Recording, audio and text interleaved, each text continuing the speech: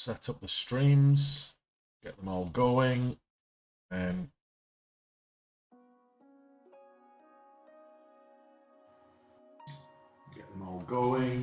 then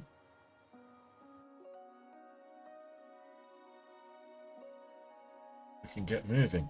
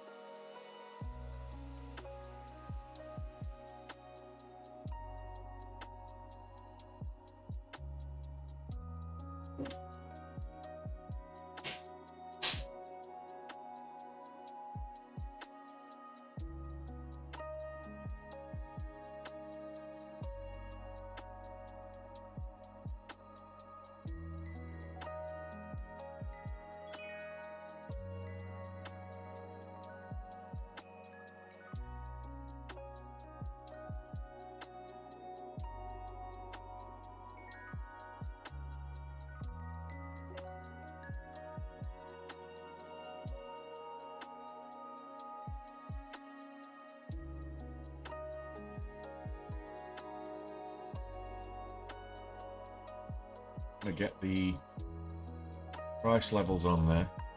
Difficult.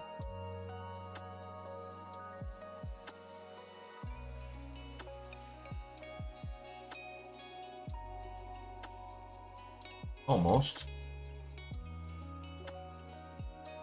There we go. That's I think that's as good as it's gonna get. No, it hasn't, Les. I've cleaned out all the dog hair from the fans. I got the vacuum cleaner onto the onto the fans. So while I was moving, obviously a lot of dust and crap when you're moving and what have you, but just the dog hair that goes underneath. You don't notice it, but it goes on the desk, and then obviously the fans. It's a laptop, so the fans are sucking up from underneath, and just every weekend I'll just give it a brush and a vacuum clean the fans, I think. Keep the performance high.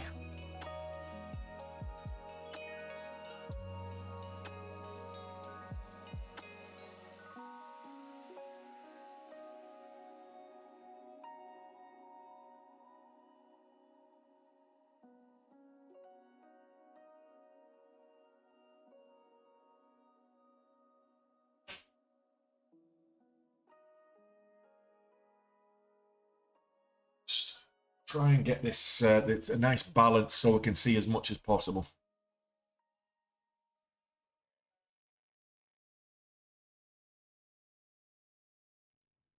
Right, that's what is it's going to get.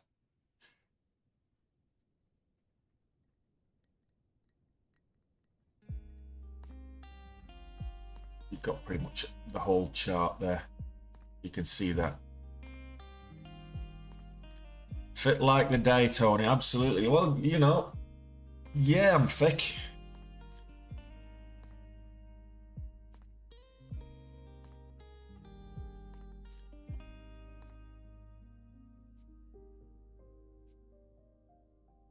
Not a lot to watch at the moment. Redbox is back on the charts because it's up today after falling about 15% yesterday or whatever it was.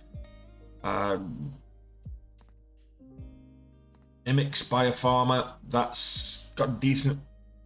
That's up, you know, 260s. We've got Repair Therapeutics is up at this low volume, so I'm waiting for a bit more volume to come in on that one. Likewise, Cassie's a 10-to-1 split, even though it's moving up. Go figure. I'll keep an eye on that one. Cassie Pharmaceuticals.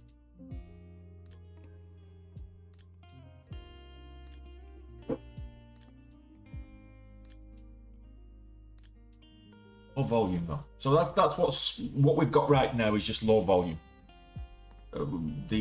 Let's have a look at the wider markets. The SPY, I'll look at it on the 15-minute. So here we had a sell-off yesterday, but it kind of rebounded and got back to the levels that we were previously finding as support pre-market, and again pre-market the day before. So this little hopefully this will be a cup and handle and they'll shoot up at the bell. Yeah, we're just trading sideways, trading higher, but trading sideways at the moment on the S&P 500. So we kind of were doing that yesterday as well, trading sideways but trading slightly higher. So will we get a similar move? I'm not sure, but I'm not overly concerned with the market movement at the moment. I'd prefer a move upwards rather than, you know, incremental moves downwards. But there's nothing too volatile in the wider market at the moment, which kind of makes me feel worried about the global economy or anything. But I would say it'd be nice to get on an upwards trend again, get more bullish, and that way we can get a bit more, you know, some of these parabolic moves. We're not seeing the parabolic movers that we saw last year or the year before. We're not seeing the parabolic movers we saw earlier in the year. In fact, we're getting one every now and again, but more often than not, we're getting, you know, moves of 25, 30, 40%. We had a couple move over 90% yesterday, but most of them are, you know, a good parabolic move. You're talking, you know, more than doubling the gains on any given day. We're not seeing that very often at the moment, so it would be nice to. So if you're in the TikTok stream, remember, give the screen 10 taps. Let's get up to you know, 500 likes. Just the engagement helps with the algorithm and it pushes it out to more people. If you're in the YouTube stream, similarly, hit the thumbs up button. It helps with the algorithm and it makes a suggestion to more people in the stocks and finance area. So the more people we get, the better it is.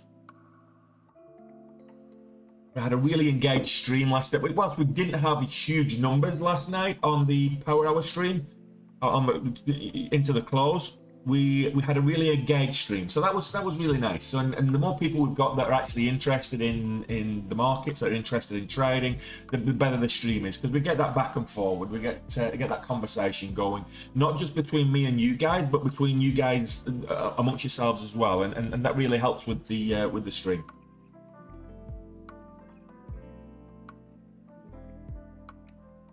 So what are we looking for today?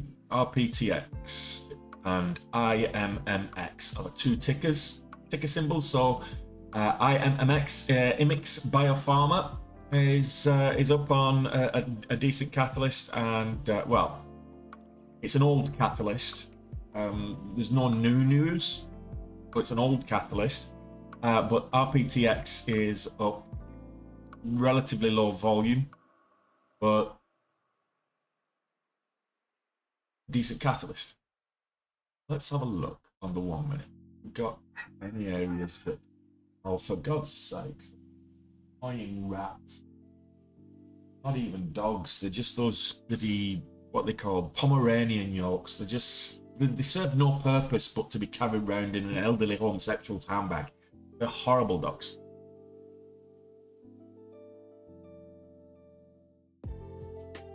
Good morning, Alphabet. Good morning again. Don't forget the Christmas party. Well, we'll see. It's the 2nd of June, Alistair, and you're talking about Christmas.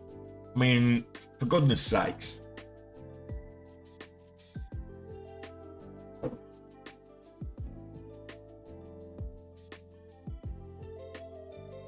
And let's face it, with all the gains that you're going to make in the next 3 months, Alistair, you're going to be able to pay for the Christmas party on your own back.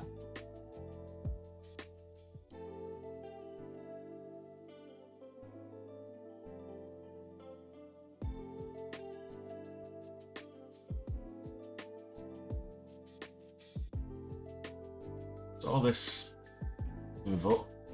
Let's see. We get 1140.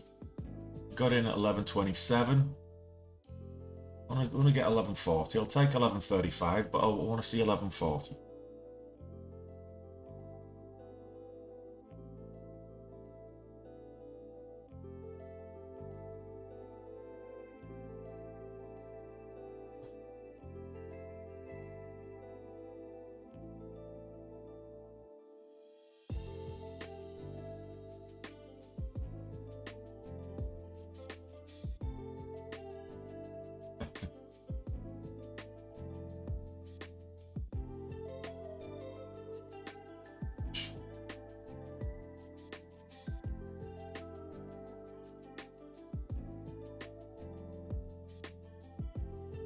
Anybody been trading in pre-market already yet, or is it just me? I've not. This is the first trade I've taken. So, all this pullback. We looked for the break, new high here on the 1 minute. We didn't get the confirmation on the higher time frame, so I was looking for a break. We may get faked out. We may get faked out, granted, but we're looking for the breakthrough. 11:35, 11:40. We need a bit of a push up. We saw volume coming in, so I expected a better move than just kind of 2 cents. But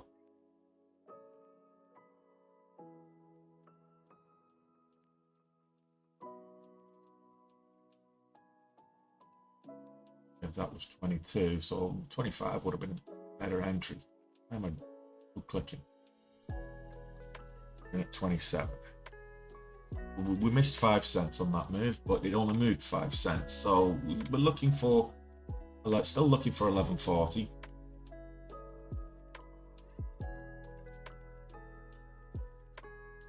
Got a 3 cent, 2-3 cent spread from time to time. It's going up as high as wide as 3 cents. So just bear that in mind. I will get out if it goes against me. There we go. You know, this happened yesterday. We had a good day yesterday. We started off with a fake out that went against us, and no pattern is 100%.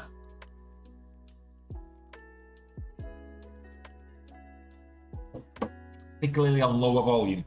If you're going to be trading on lower volume, look to the higher time frames for confirmation.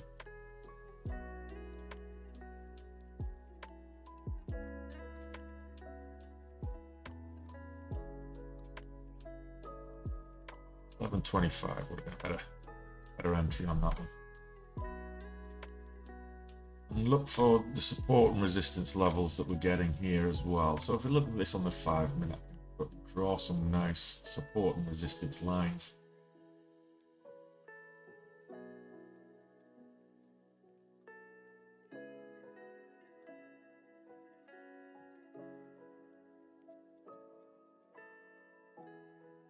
$255, $260. More of a 260 than a 255. More of a resistance than a support. See the flat top and the jaggy bottom. That means it's more of a resistance than a support. Look at this up here. So we're getting 275, $3/4 level. And we've got the pre-market highs up here at 285. Got this level down here, which will be 235. And so key levels. Of course, you've got the psychological level of 250 there. It has tapped a couple of times this morning. Let's have a look at RBTX. Draw out these quick levels here.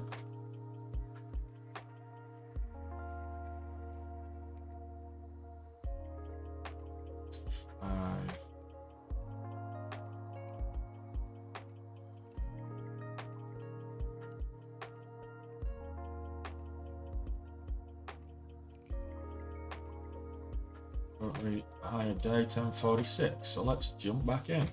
1 minute.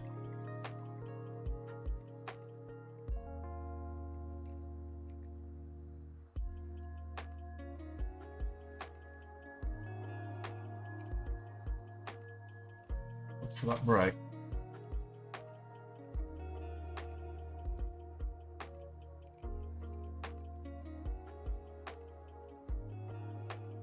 A little late to the party there. I should really have got in here.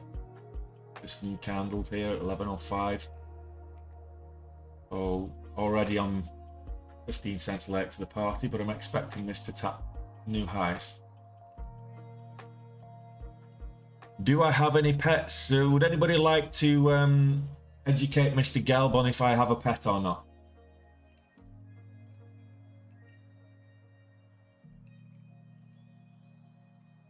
Do I have to do it myself?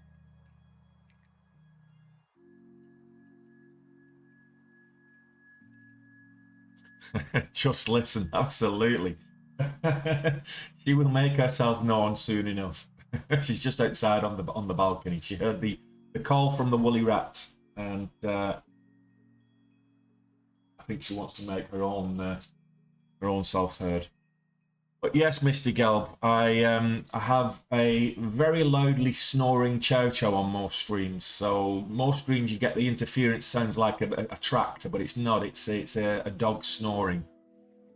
She likes to lie down and go to sleep right next to my chair.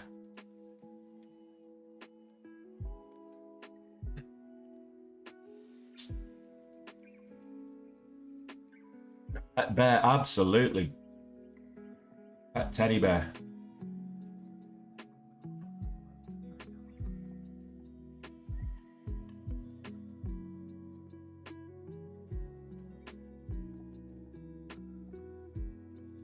IMMX. That's sold off. Okay.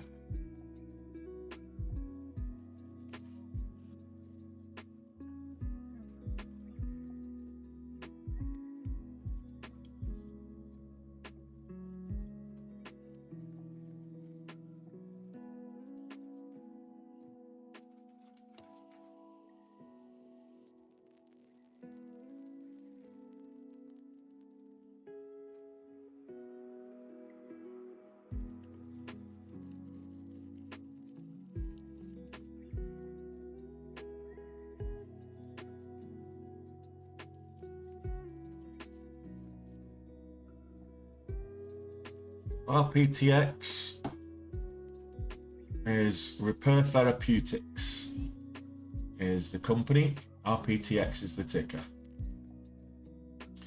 It is moving up. It's currently 27% up on the day.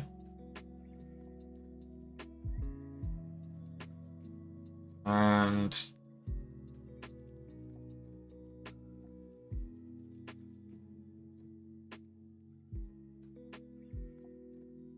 okay.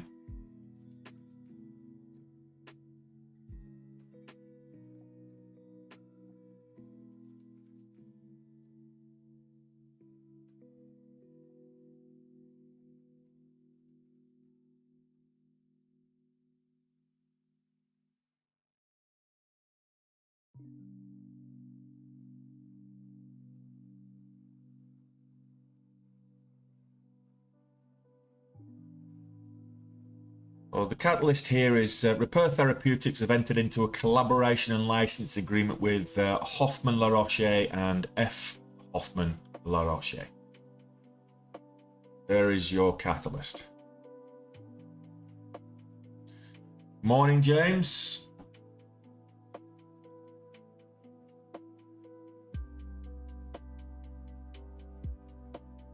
I need to get a different chair. This is supposed to be support. It's got lumbar support on it, but my back's in bits.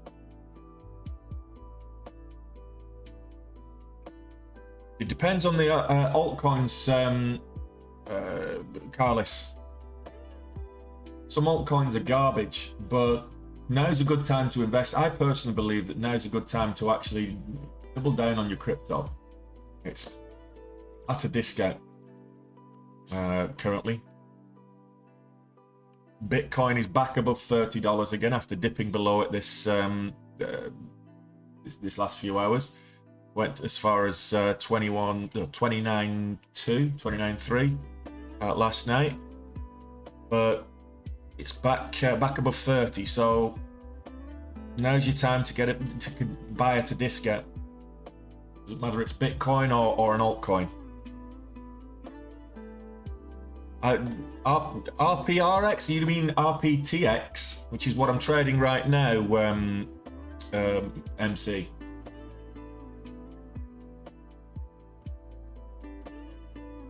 RPTX is this is what I've actually got on the screen.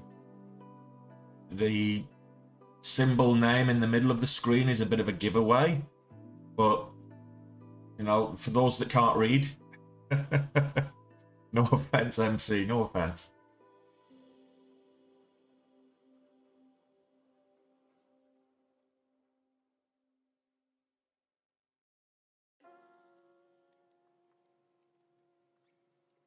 Well, we'll have a look at RPRX in just a moment. I'm looking if this is going to break lows or do I get out?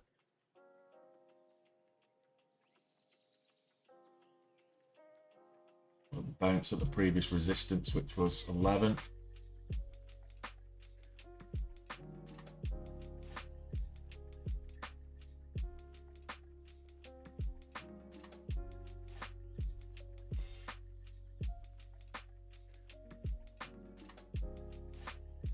$11.15.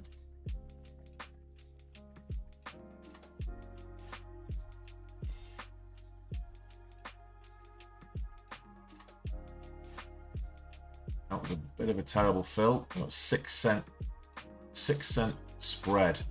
That's why. Not a great fill.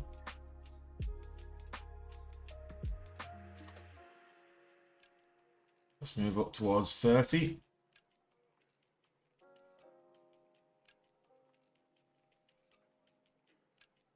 Getting some resistance at that quarter dollar level.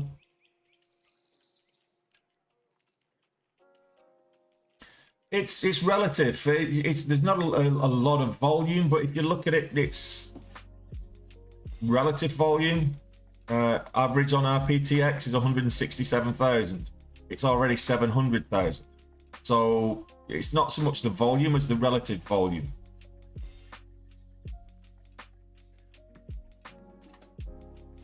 The spreads are killing me at the minute. So the price action's moved a cent. I'm average cost of 11.19. The ask is 11.18, but the spreads are killing me. 5 cents, 6 cents, 8 cents. So I just need the spreads to close and a slight move to the north, and then this trade will be good.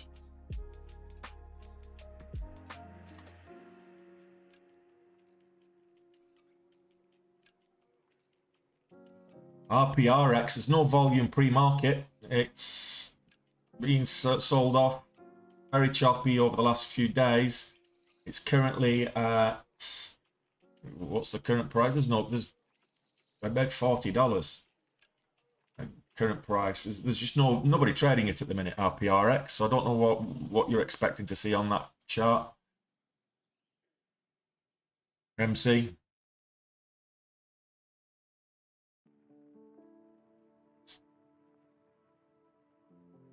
Well, the spreads have narrowed, but it's the bid stayed the same. It's the ask that's come down. I wanted it to narrow the other way, and it would have been a lot better for me.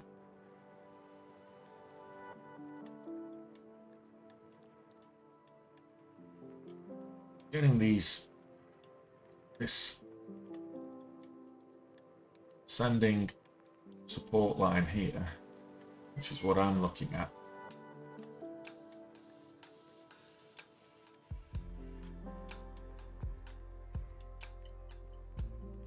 Actually extend that back out further if I wanted to, down here.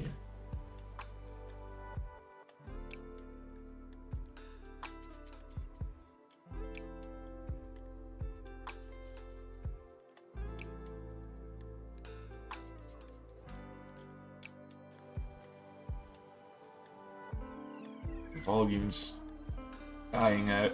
Get a decent volume stick. I want to get out of this trade really.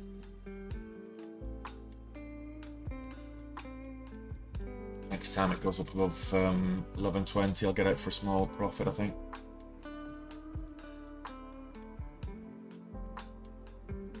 The bounce on the VWAP.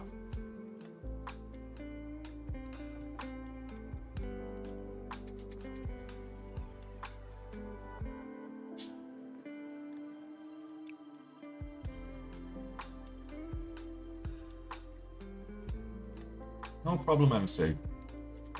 I'll have a more in-depth look for it. If you want me to, I'll have a more in-depth look for it later. But right now, there's no trades going on with it. It's when I say low volume, it's zero volume.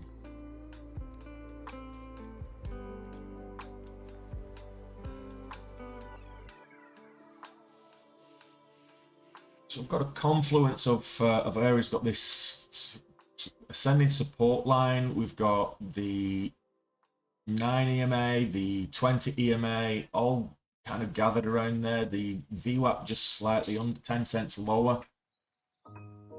So let's see. Does it adhere to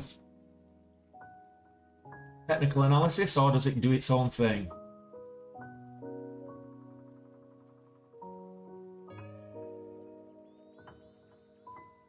I don't like these spreads though, they're just too rangy.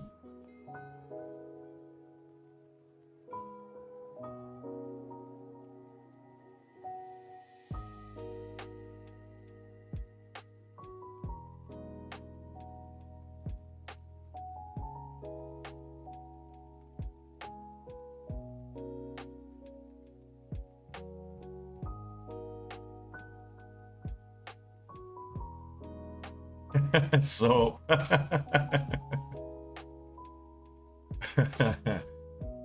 well, it's good for entertainment purposes. So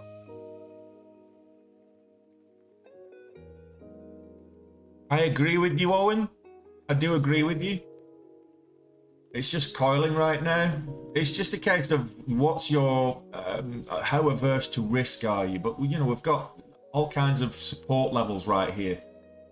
We've got the whole dollar support level, we've got the VWAP, we've got the 9 EMA, we've got this trend line, we've got the 20 EMA. There's such a confluence of support here that I'm expecting it to go back up towards 1120. I could be wrong. It's not, you know, it's not, I'm not always right. You know, I'm wrong quite often.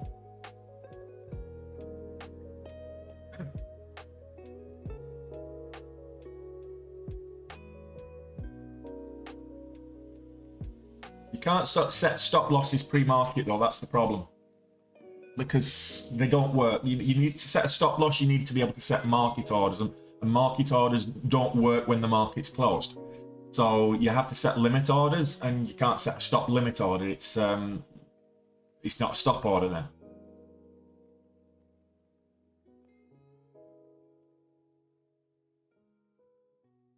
Not a stop loss. You can't set stop losses pre-market. That's always the danger of trading pre-market. If you are risk averse, don't trade pre-market, because the low volume will have the price action do some strange things from time to time.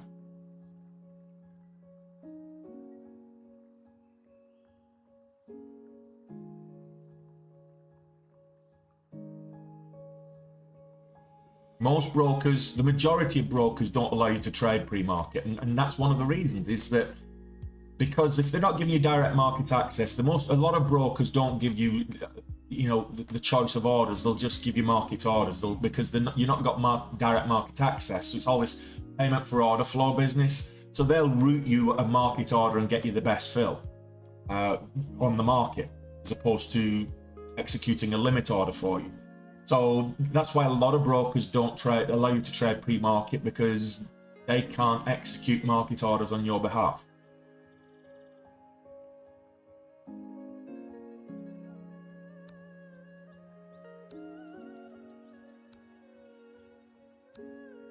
Now, before the market opens,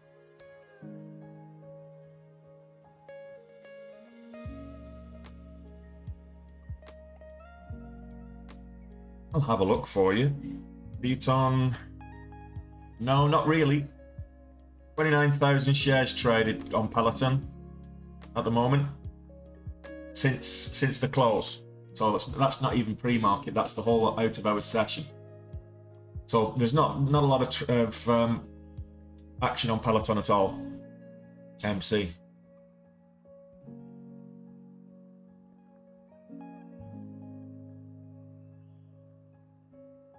Oh, we're getting a bit of movement.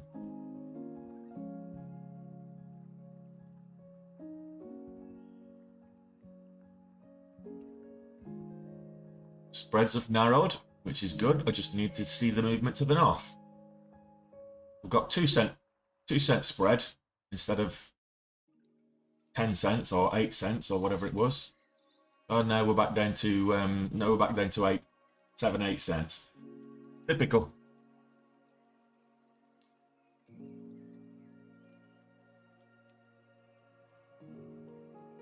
We don't like rangy spreads. Occasionally it can work in your favour, but I mean, we've just had a little bit of a breakout on.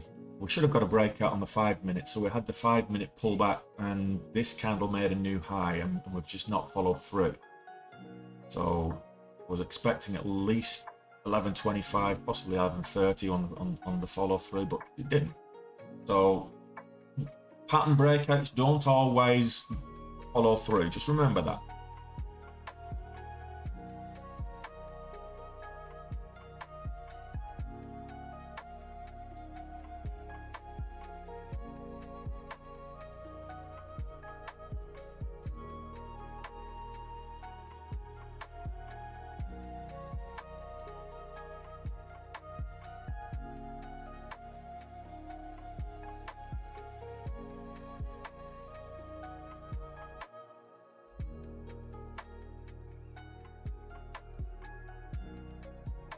Here we go.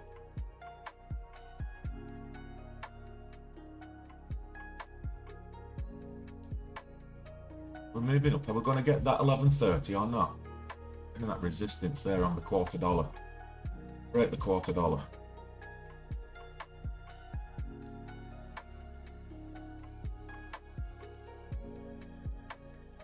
It's up at 11.24 on the ask, but the spreads are just killing me.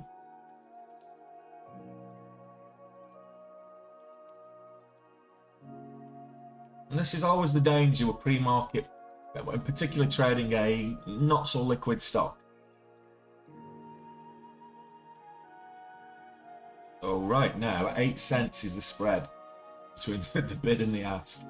It's almost comic proportions. Any other stock would have been about $2,000 up at this stage.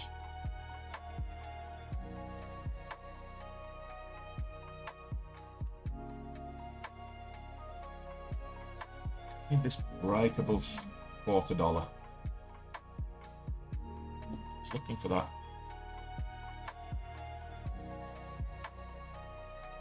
11.30 on the bid would be nice. I'll take it on the ask.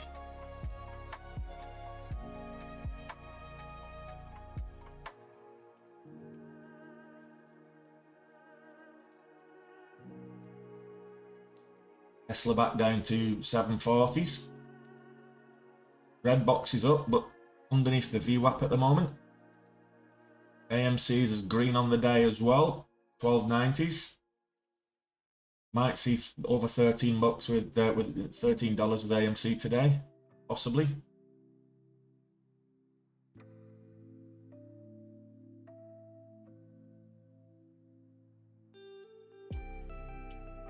All the markets are green.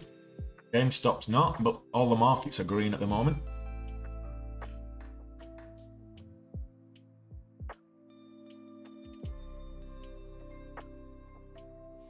There we go. That's the first bit.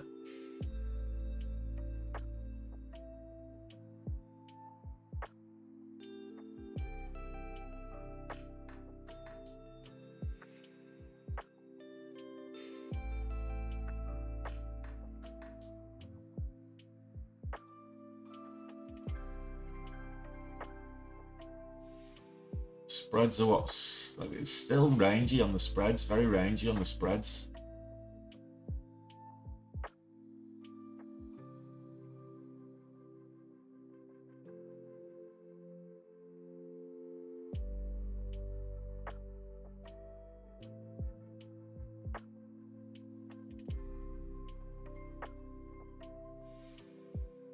The spreads have halved, but there's still like 4 or 5 cents between. Oh, 2 cents right now. That's not bad. Let's move back up. I'm gonna take the whole thing off instead of just half. But I judged the top pretty well. Getting quite good at judging the top. Just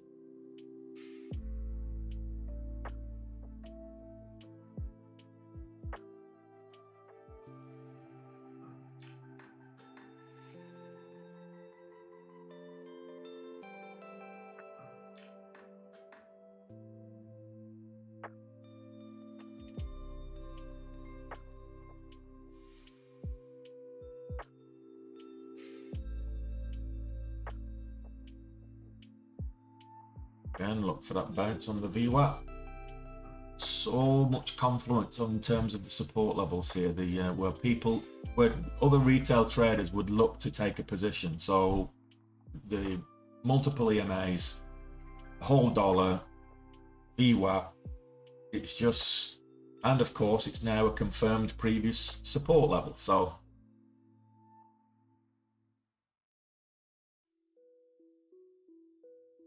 I did make it, I took half off at 11.33.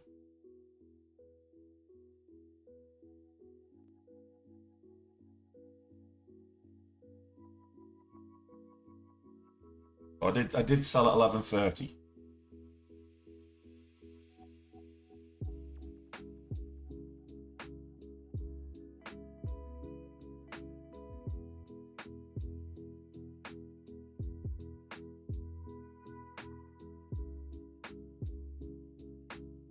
I think we can get more of a move here. If this comes down to towards 11 again.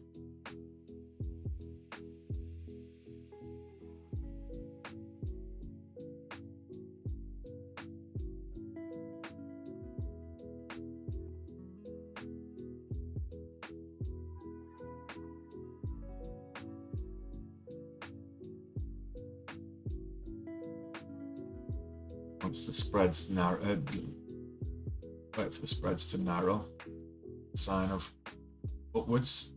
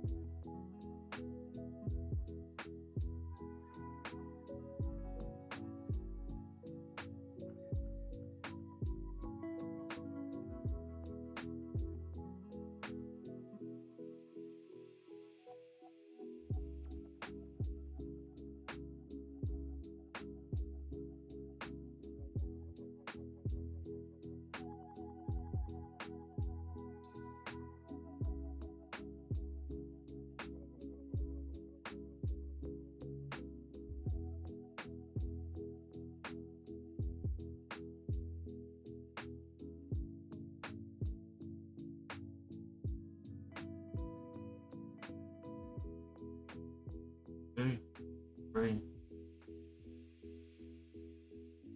multiple times.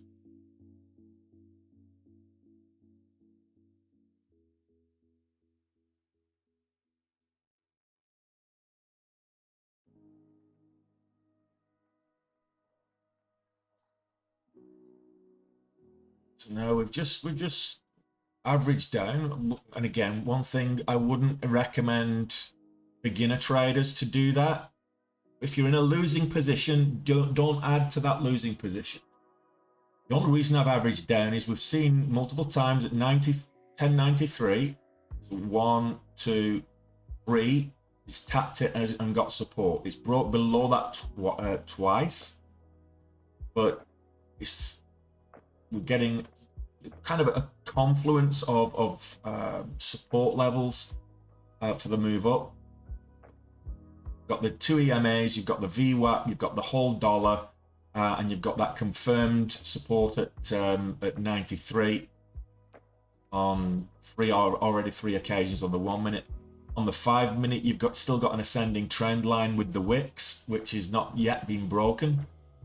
But for the once back at 8 o'clock, but I'm kind of thinking that might be the algorithmic trades, but go figure. So just taking a little bit more risk than I would advise anybody to do that with that, because I'm trading the support levels rather than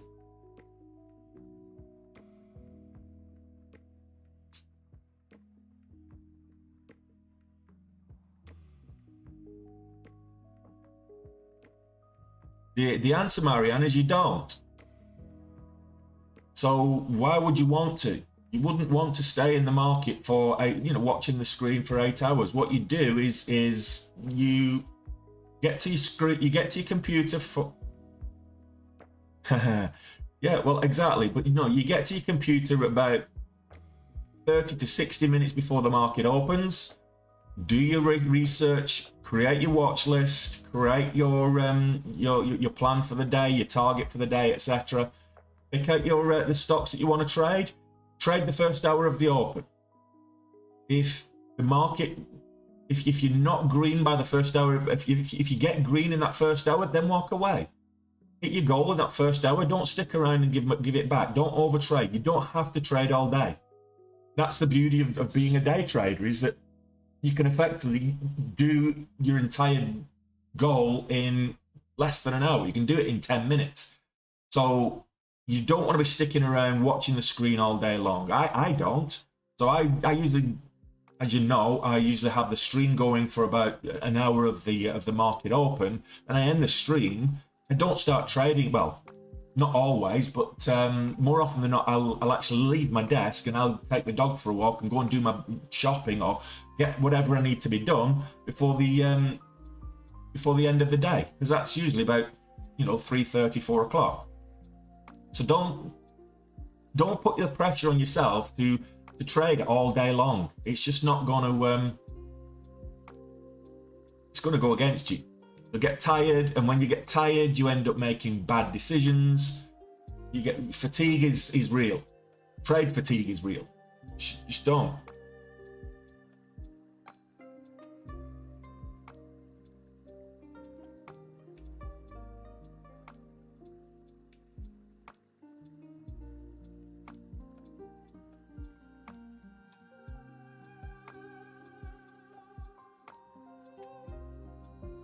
Hey Flossie, how you doing? Welcome back to the stream.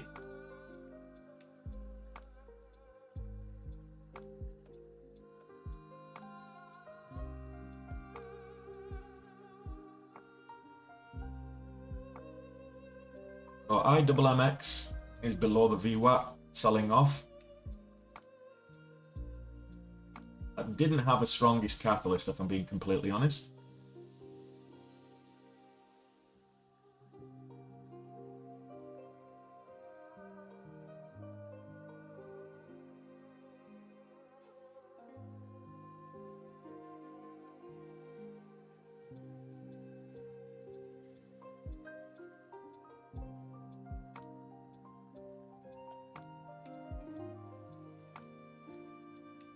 No, there's not. I would say if there's not a lot setting up at the moment. It's it's a very quiet market right now. There's not a lot there. In terms of IMMX is worth having a look at, maybe. Oh no, that's not. That's selling off. It's trying to come back. But yeah, that's decent volume, but it's not making much of a move. There's not a lot of volatility in the market just yet. We've got 45 minutes to the open. That's really when we'll see a bit more volatility. If this was the open, I would have been out of this trade a long time ago, but there's nothing else trading. There's nothing else moving. The top move at this morning is IMMX, IMMX Biopharma, and that's selling off now. And that wasn't a great catalyst. The only catalyst I could find was about a week or two ago.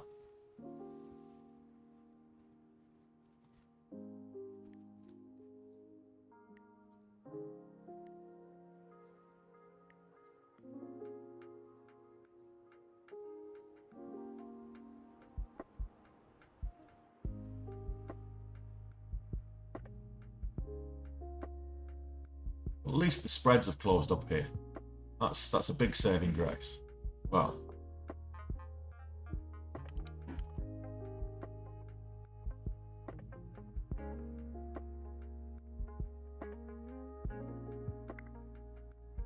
oh right, okay. Well, my background is the white photo, so they've obviously decided to update themselves. I'll do a search and block them, but don't. If they're impersonating me, don't respond. Just block them. Half of these impersonators, they're not real people. They're actually just the bots. They see anybody with any kind of reasonable following, and then they just create a replica account and then try and scam people with it. you'd think TikTok would take a more, you know, hardline approach to those kind of scammers, but they don't. It's the bottom line.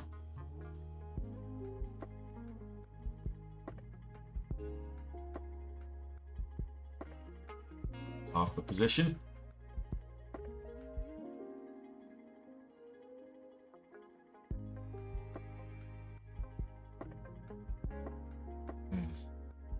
Trying to get better fill than that, but we'll wait for the break of 20. Ah, shut up.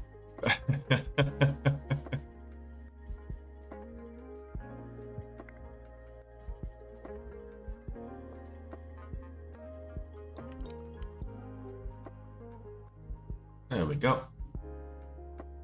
All of that for 500 bucks. Go figure. Sometimes patience can be a virtue.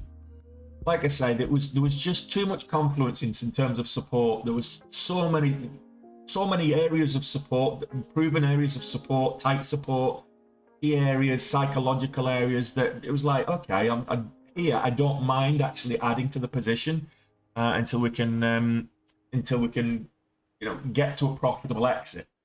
So $500 after all of that shenanigans. And it could quite easily have gone against me, but I was confident it wasn't going to. If I look at all the different time frames, the different areas of support on the different time frames, the if you look at it on the so the areas that I was looking at is was support. This is a 5 minute, and I'll zoom in so we can actually see this. And I was looking at this this level here.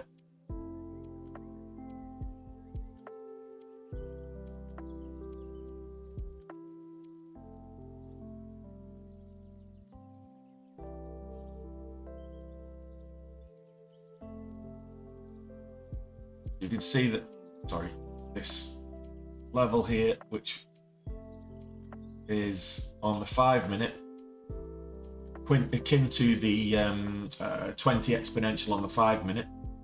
We had on the 2 minutes, so I'll take that off again now. So we had the whole dollar level, of course. On the 2 minute, we had all of these areas, the VWAP, the 9 and the 20 EMA. We had this level that it tapped a number of times and found support on the 1 minute, which is 93, and then it just added up that look, this is going to go back up. It's finding support at this $10.90, $11 range, and I felt comfortable with it. And again, that's something that normally you might have a risk versus reward strategy, and that went right out of the window with that one on the first fake out. So I didn't get the 2-to-1 risk versus reward ratios that I should have got, and by adding back, whilst I had a hard stop at 10.90, was it what I was thinking? If it broke the 10.93, the hard stop at 10.90 was gone. I was basically averaging down so that as we move back up, I could take my profit and have a profitable trade over the long term. Not ideal. On low volume, there's not a lot else making, so I suppose it makes for interesting viewing. I wouldn't recommend doing that for most people. You need to factor in a lot of things to feel comfortable doing it, and you still need to have, you know, a hard stop in mind. You draw your line in the sand. Where's it going to be?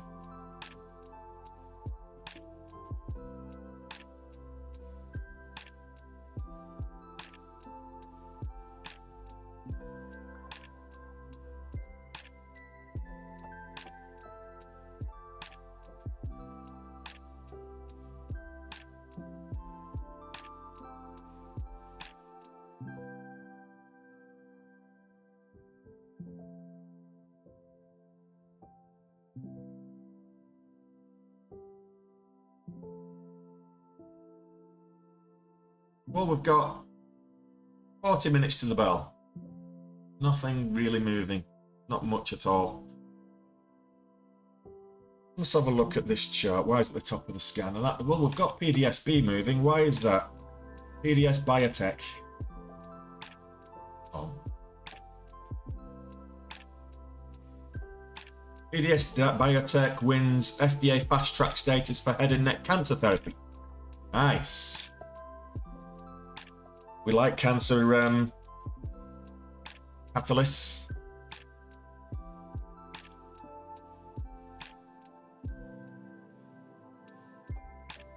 It's just got over that magical 15% level. So let's find an entry because this looks like it's moving. This is, you might want to take a look at this one, Alistair. PDSB.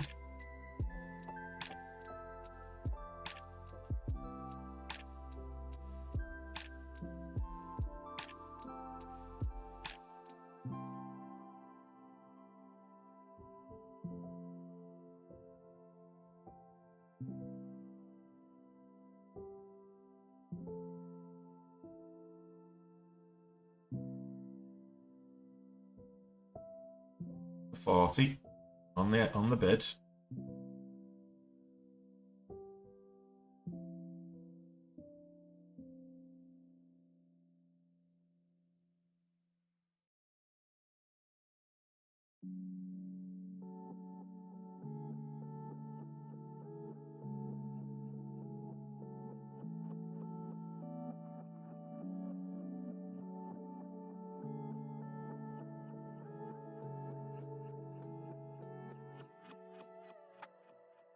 Had a pre-market high of 450 already.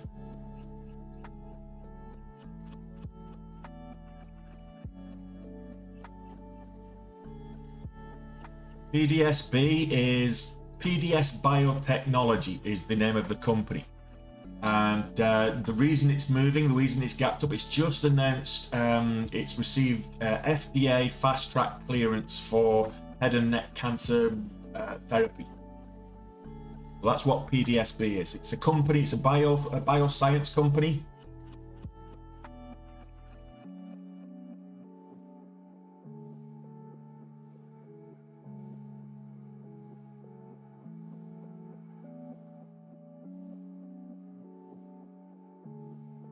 Morning, Kato.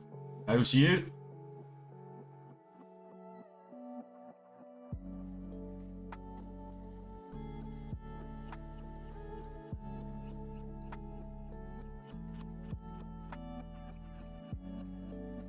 Take some off there, that's nice.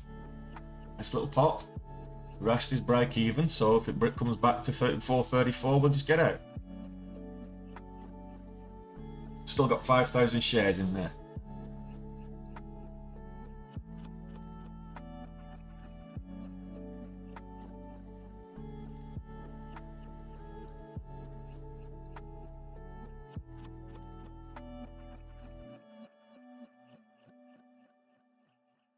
And look, this will break 550s and test the, give it a new high.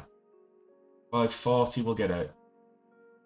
Comes back below and creates a new low. Right now the low of this candle is 39, so that's our exit, 39.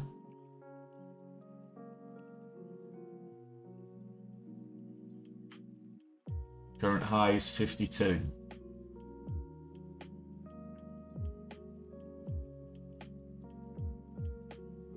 Current high of session, that is.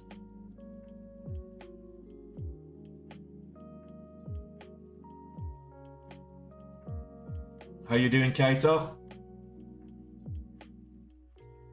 Well, if we break 440, that's our exit. That's our exit cue. Oh, there we go. Get out. $700 on PDSB. Nice, nice. That's not finished. I can see that's not finished, but resistance at the $half level. How's your trade today? Well, we had a silly one earlier, but we managed to get $500 out of it, and we've just taken $700 out of this one. This was a much better, cleaner trade.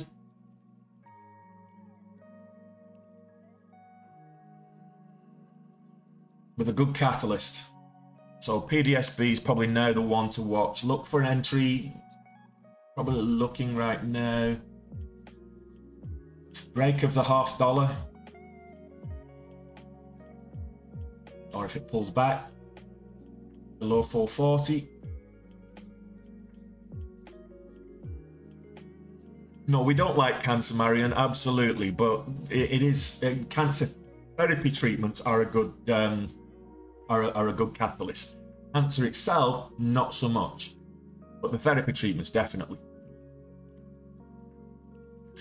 Does the S&P go bullish or bearish today, Trinity? I think personally, I'm feeling bullish. I can't say for sure, but I just I have a feeling in my waters that we might see a bit of a green day. We're already green at the moment. The S&P 5 is 0.4% up on the day. The Nasdaq's 0.5% up on the day. The Russell index, which is relevant because it's a small cap index, and that tends to be what I trade. That's already 0.47 up on the day.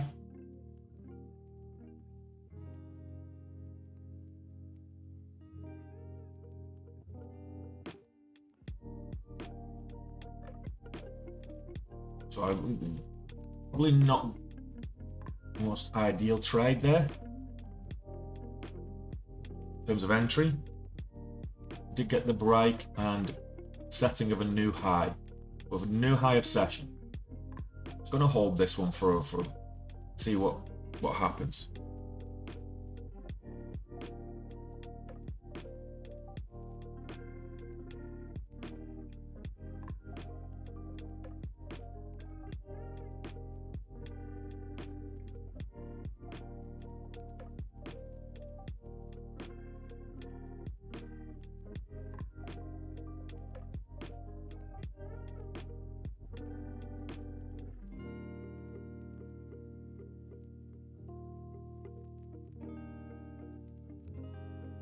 Take half off.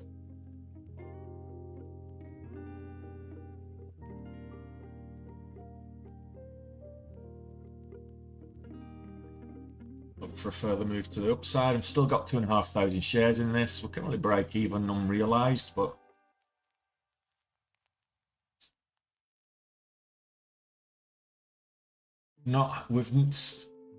since it's made its move up. After the first pullback on the 5-minute, we've not had a red 5-minute candle yet, so kind of due one.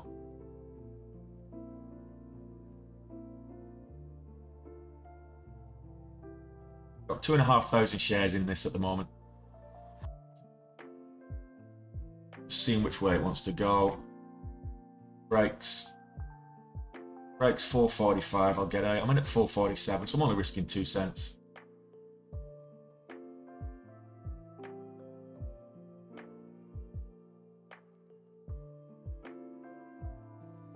Like I say, the market likes round numbers.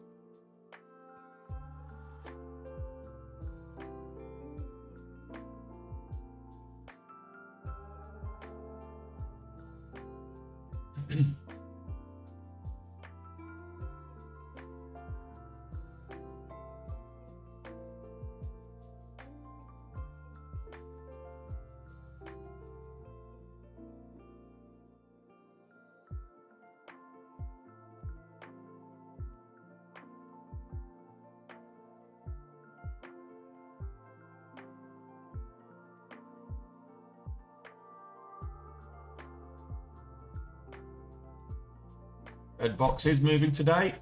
It's just had a little pop. It's up at 615s.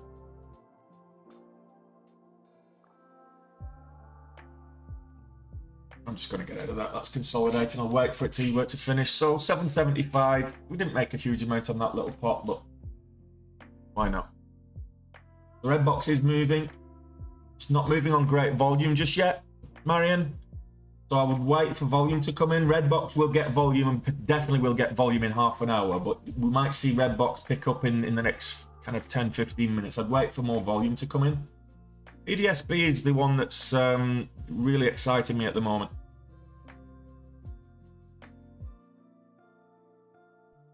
You sleeping on my sofa? Bit chilly.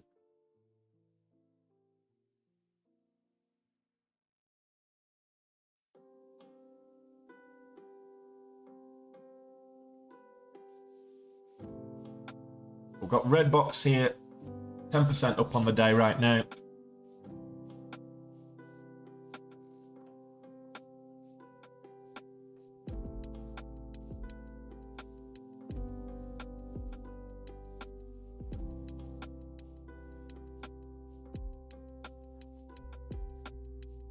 You can see there's not a huge amount of volume. I mean, this candle here was 23,000 shares.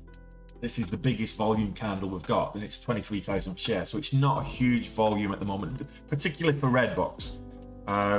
When you think that Redbox average daily volume is 15 million. At the moment, it's only traded 237,000.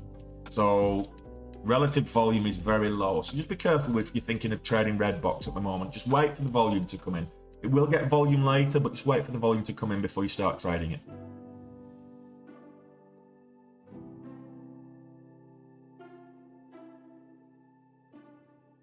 So I'm looking confirmation on the 2 minute 450. We're looking, we need to break 450 again. Good stuff, Alistair. Nice. You and me both, Owen. The confluence of support was just, it was too much. I mean, that could have been what we both could have been wrong, but logically speaking, it was unlikely that we were both going to be wrong. The confluence of support was too much on that trade.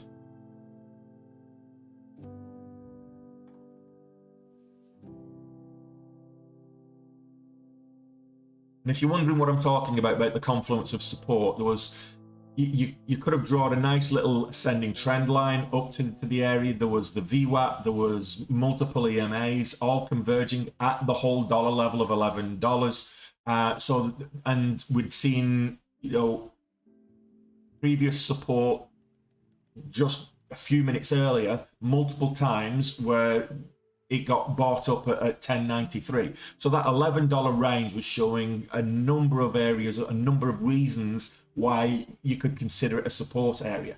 Now, what you've also got to take into account is support is never to this end. It is an area, not a measurable level, because what you'll find is that people will set the stops below support to ascend, and people will buy in above, and etc., etc. So you always take the level that you consider support and make it a range, whether it's 2, 3, 5 cents or whatever, and that's what you look for in your support. So you draw a line in the sand, and my line in the sand was that 10.90. You draw a line in the sand, so if it does break that support level, then at least you're not going to lose your house.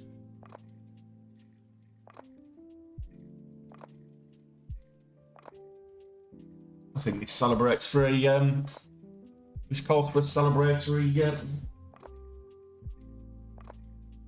Morocco.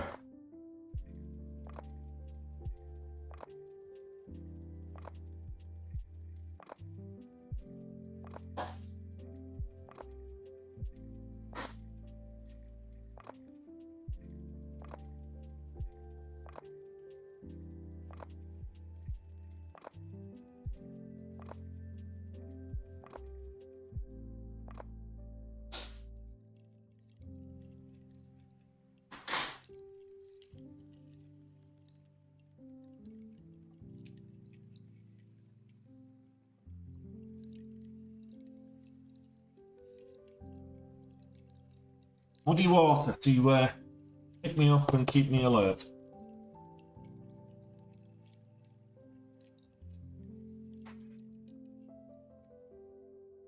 Just think, Alistair, that's a $100 trade, 5 of those, and that's $500 profit on the day.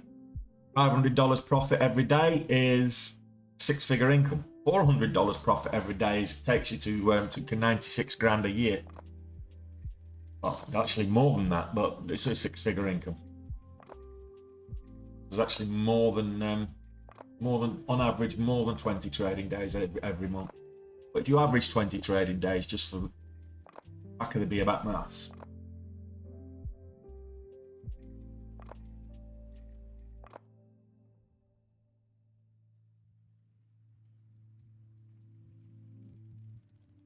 And that's not your primary income source. You've still got your 9 to 5. So if you have a 9 to 5, I personally don't, but that's just me.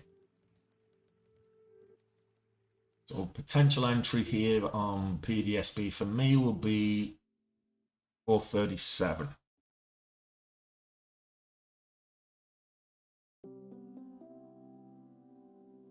Just because that's the high of the candle on the 2 minute. I'm looking at, we're looking at the 1 minute, but I'm actually looking at multiple charts. I'm looking at the 2 minute and the 5 minute, and the high of the candle on the 5 minute is also 436. The 5 minute, 2 minutes telling me 437 is a potential entry point.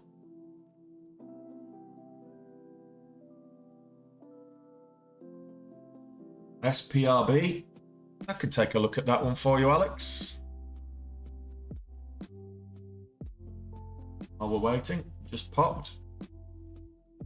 Low volume.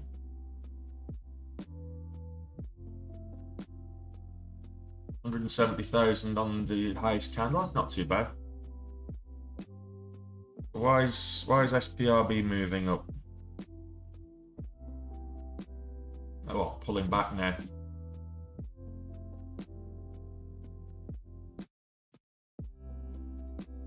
Take a look for you, Alex.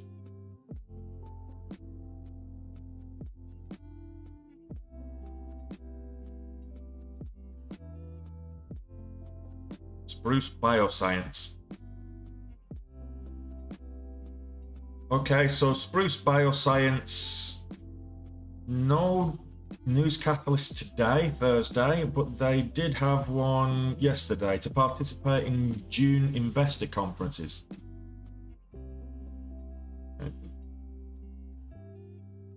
They had a catalyst on Tuesday where they were granted a patent.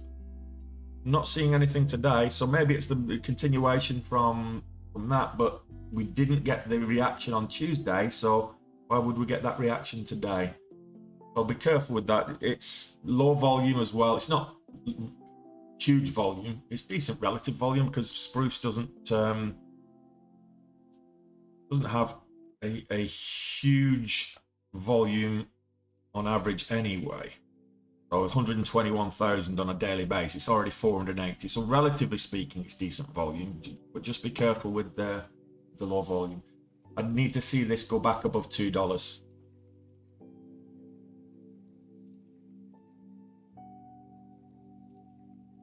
It could well be a pump and dump, but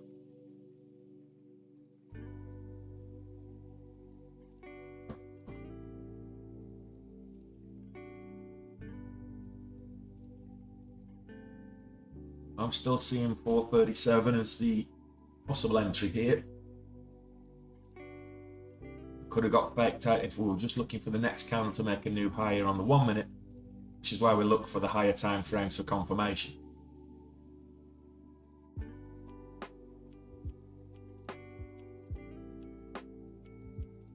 And we don't like cancer, Marion, as you absolutely rightly highlight, but we do like cancer therapies and cancer treatment. So anything that can eradicate the scourge that is cancer is okay in my book. So that's a good catalyst.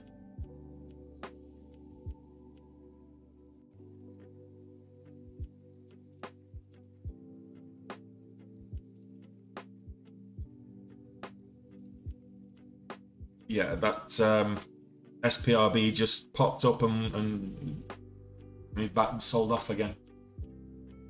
Bit of a quick pump and dump, perhaps.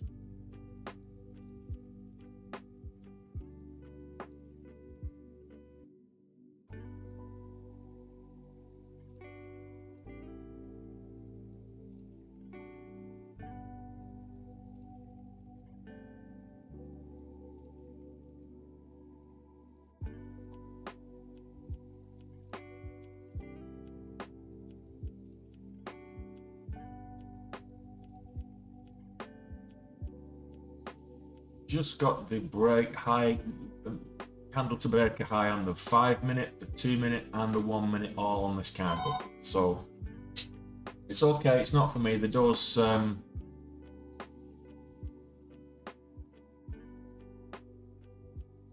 somebody trying to get the door to unlock.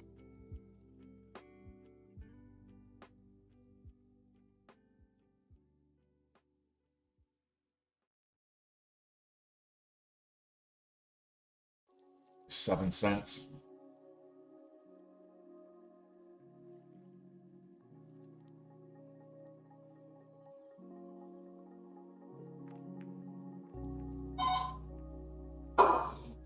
Yeah, I'm busy.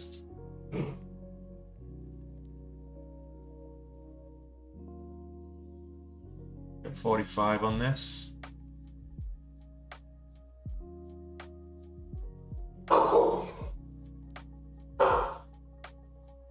Shut up.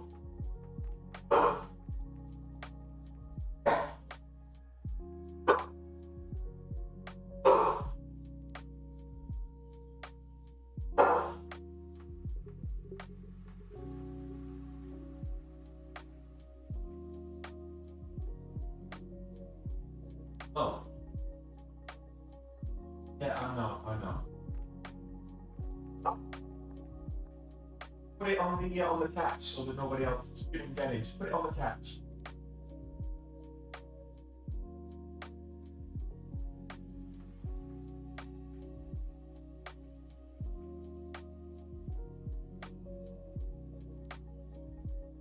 Well, made a little bit of profit.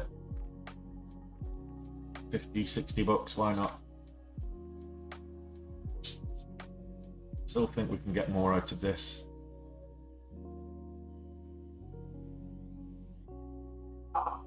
Shut up, it wasn't for you. Let's wait for the next entry. What did I just say to you? I've got a treat for you as well. How many likes have I got on the 2,500? So if we get 3,000 before the bell rings, have a treat.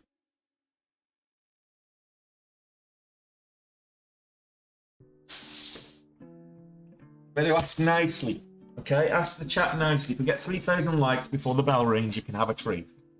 But they've got 15 minutes to pump up the like count. Need 400 likes, and then you can have a treat. I know you're looking, and there's a nice, lovely big one here.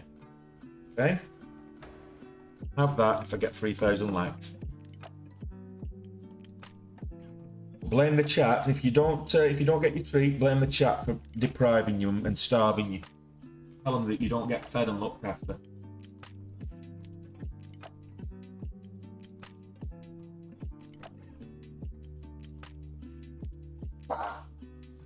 Oh, we're nearly there already. There we go, 3,000. There you go. Now you want that? It's a lovely meaty snack with a biscuit inside. Go on, off you go.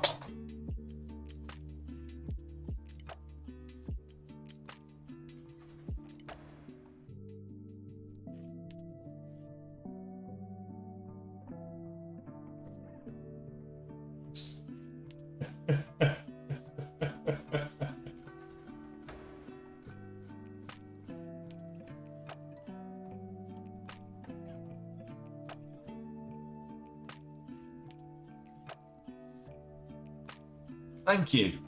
Miyako says thank you for the lovely treat. Little bits of dried duck wrapped around a biscuit.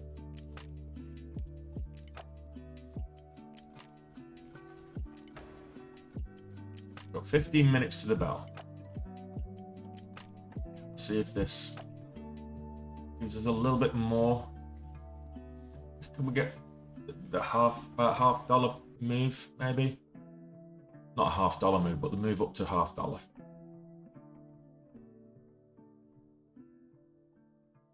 Get out if it hits 35. So just giving it 6 cents. I'll give it 5 cents. I'll have to got in at 35, but this turns into a red candle. We exit. Got a little bit of an increase in volume, which is why I thought we were going to get a little bit of a breakout, but we'll see.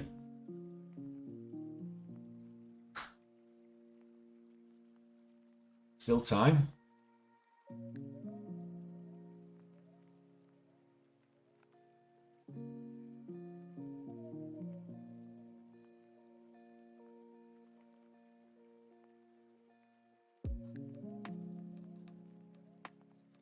hear her crunching away, can't you? Don't be getting me crumbs on my sofa, you.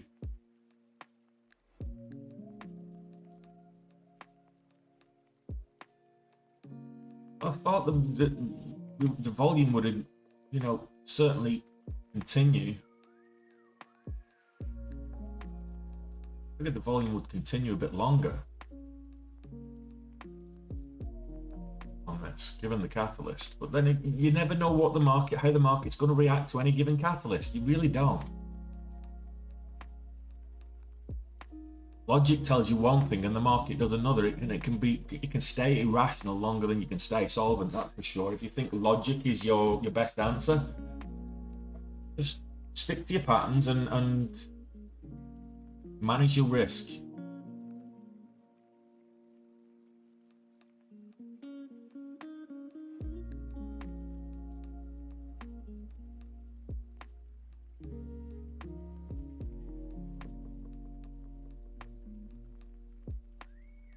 That was a bit of a fake out.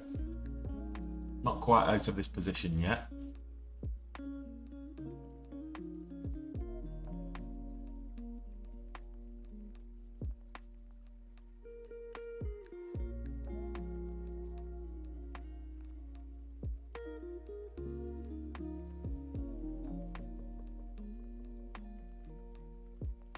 Oh, idiots in YouTube again.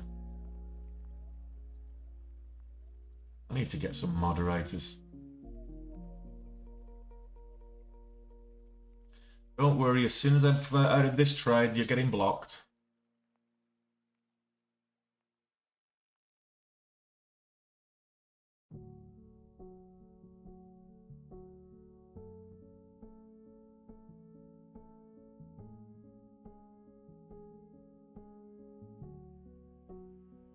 Idiot spammers on YouTube. Bots, robots or whatever.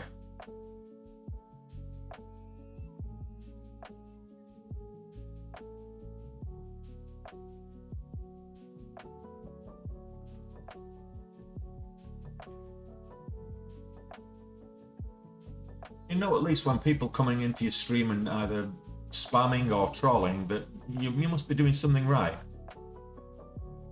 Cheers. Thanks, Kareem. Appreciate that.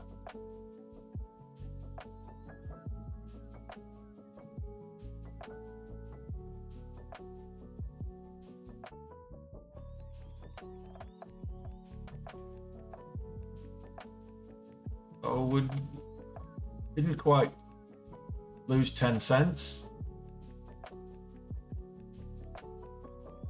Now it's moving a little bit back up. I wanted to get this up to a $0.50. Would have been nice. This is why sometimes you need to give it a bit of room, and it will work out for you, but sometimes it doesn't.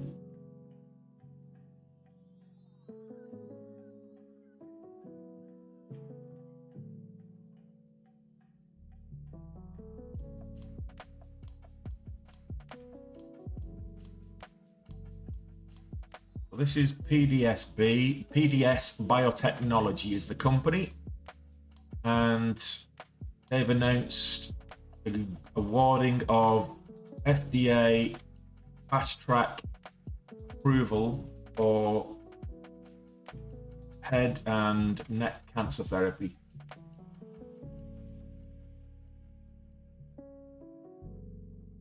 Come on.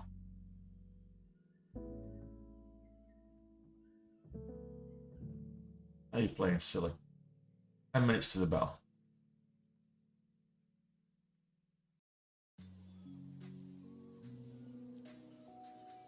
Wanted to go up and test the $0.50. I know you did.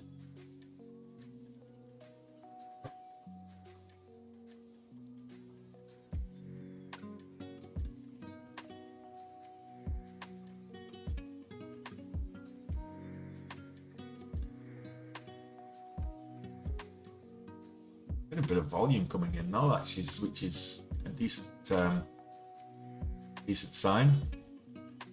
Granted, it's coming the wrong way, people selling, but means people are trading it.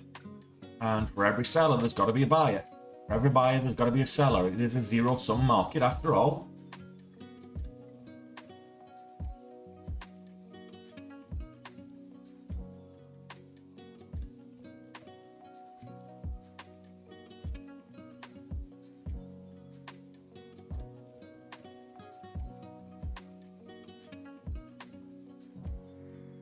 Okay, let's hit that half dollar level. That's all I want. All we're looking for. 450. 450, here we come. Come on. Let's do this.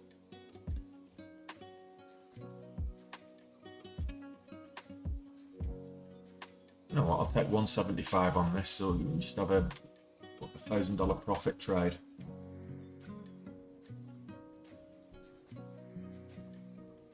This stage. Before the bell, I want to get out of this trade before the bell because I don't know which way this is going to go. I like the catalyst, but the market hasn't followed through. It has moved up. It's up 18% right now on the day.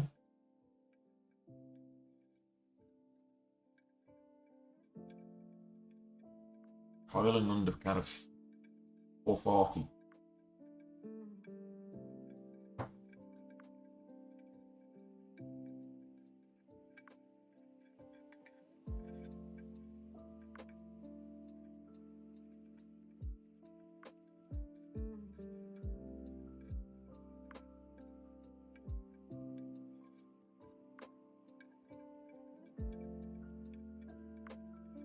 She had that treat. I just gave her that treat. She went and ate it on the sofa. So I'm gonna have to brush all the crumbs off later if there are any. And she's just fallen asleep. What do you do when you've got a lazy dog?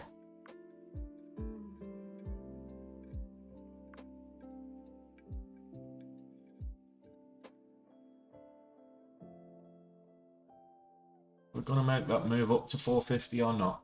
That's 442.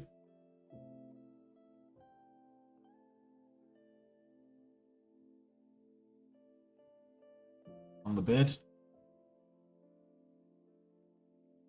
No, we didn't. Close, very close to 450 on the ask, just nowhere near on the bid. Up to 449 on the ask before the rejection. Need to be paying attention to the ask and the bid.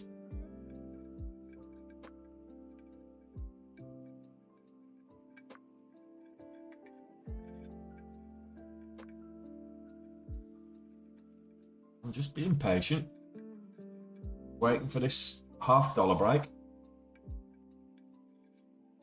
I broke it twice already today. On this particular ticker, on this stock.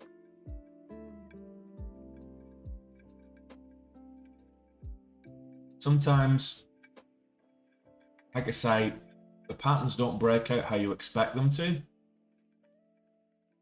You just got to be wary of that and take profits when you can.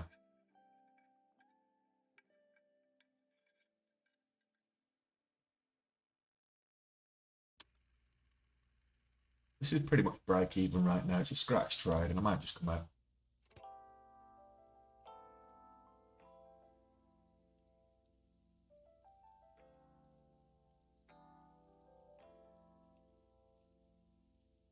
How are you doing anyway, Kareem?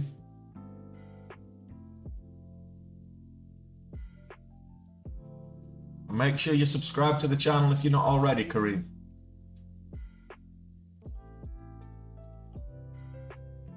Hey, gentlemen.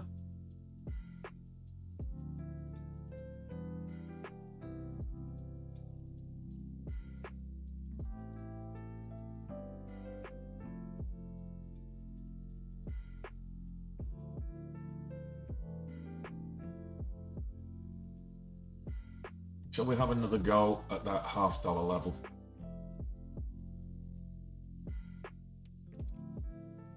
A lot of coiling going on here.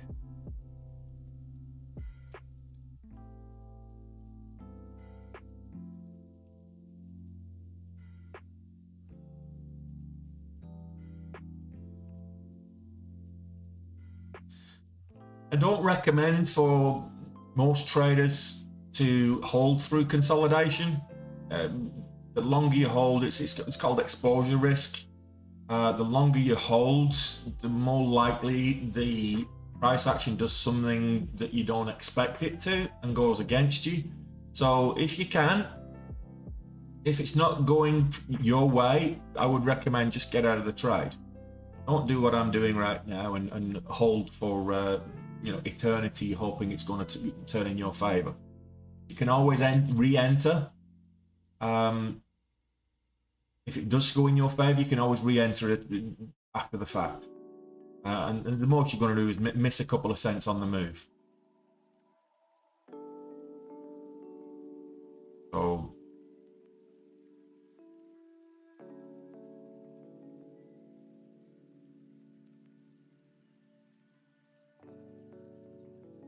got 3 minutes to the open.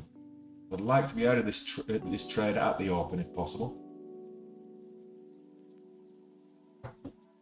So if this continues to plunge towards the VWAP, which is now pretty much $10 level, 10 cent level, so 430 is where the VWAP's at. Kind of really might just cut this.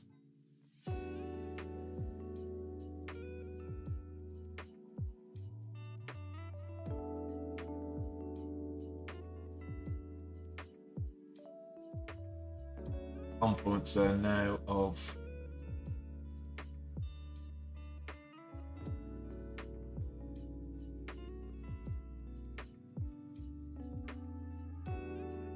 two minutes to the bell.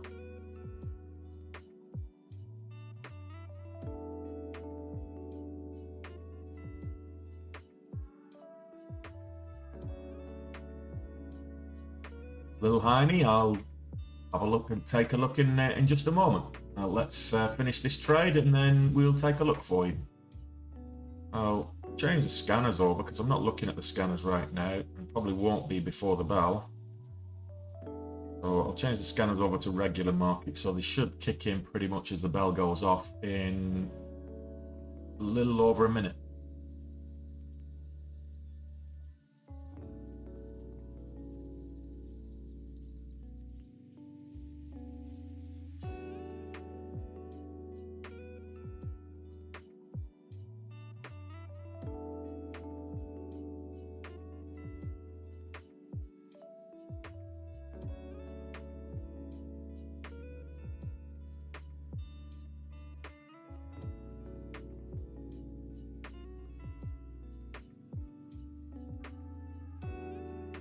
Oh,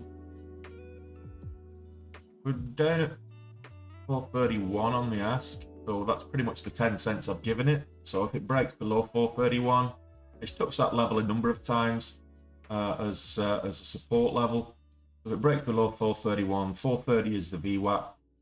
I'm just going to cut this. Got 15 seconds to the bell.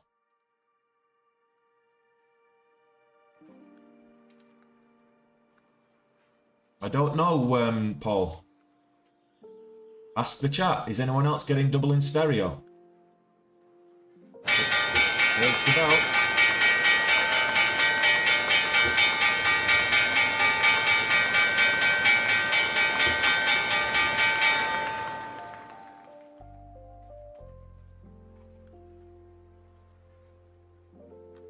Which way is this going to go? Is it going to go for me or against me?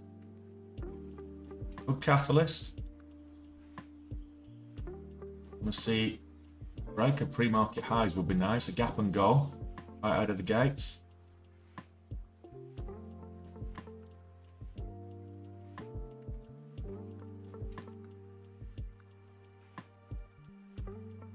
Of course, that was the market opening bell. In case anyone wondered what the hell that noise was.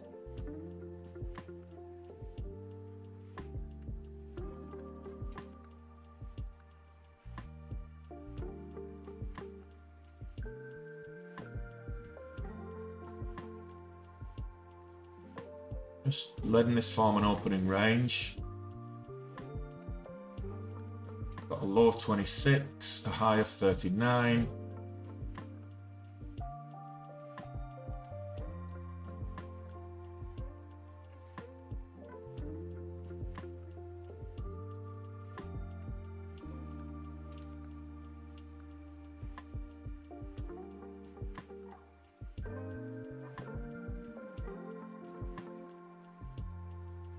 decided one way or the other which way it's going to go. Looking like it might sell off. You can never tell until it makes up its mind. I think first candle was quite a big volume candle.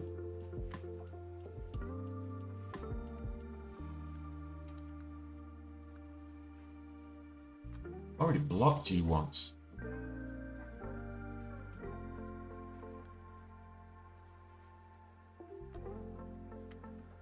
We get the breakout now.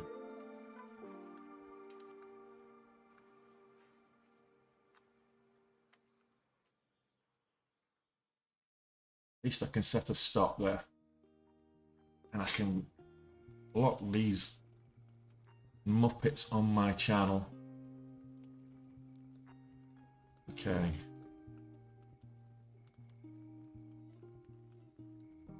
We got stopped out. Okay, that's okay. We're still green on the day. I still think this is going to turn around. But let's have a look at what's actually happening. Oh my goodness, AMC just capitulated. The market just vomited too. So the market, now that I can actually set stops, I can be a bit more interactive with the chat while I'm in a trade if I've got a stop in place. So the market had a little bit of a vomit, trying to come back. Well, let's go back to RBTX. That had decent catalyst, collaboration catalyst. We'll go back to this one. We've got horizontal lines that we know you need to put. Market high. Opening range.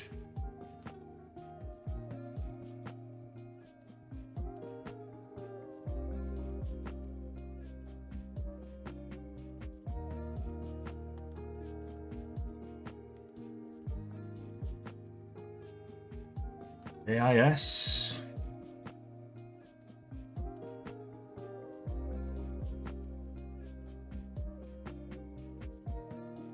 ASX. Not a lot of volume. 139,000 shares traded in total today. Not a lot of volume.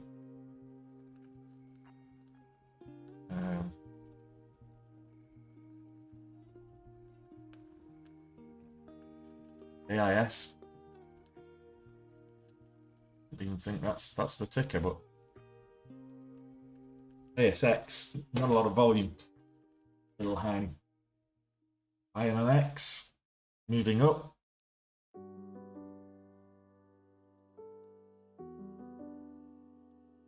This one's moving up.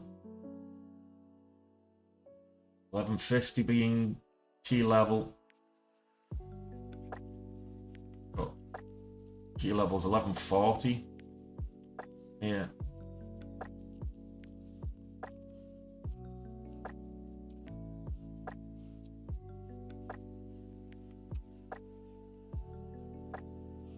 So RBTX, red box, trying to move upwards, not really.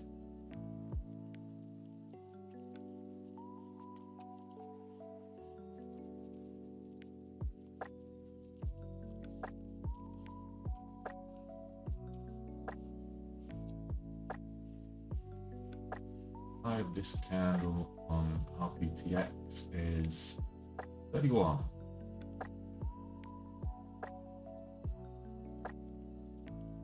But a good candles are making a good 20-cent range. So if just bear that in mind. If you're taking a candle on the 1 minute, it's ranging about 20 cents to the top and to the north and south of any given candle at the moment. This particular stock, wow.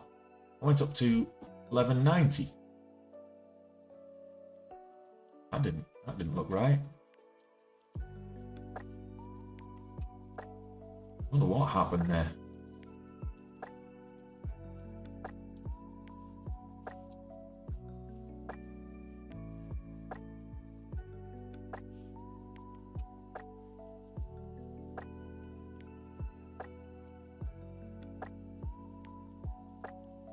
take half off.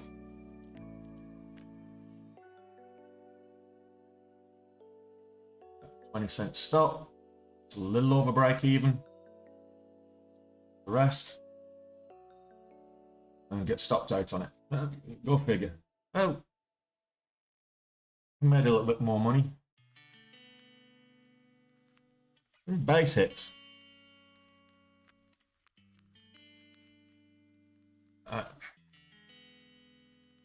IMMX or IMUX, Kareem.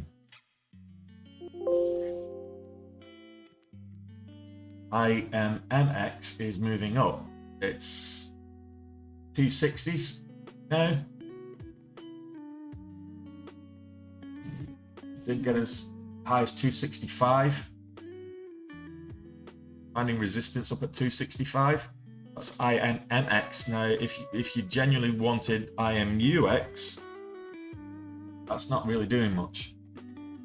IMUX is down 51% today. Trying to bounce on the bottom, but it's down, really down heavily. Massive for me.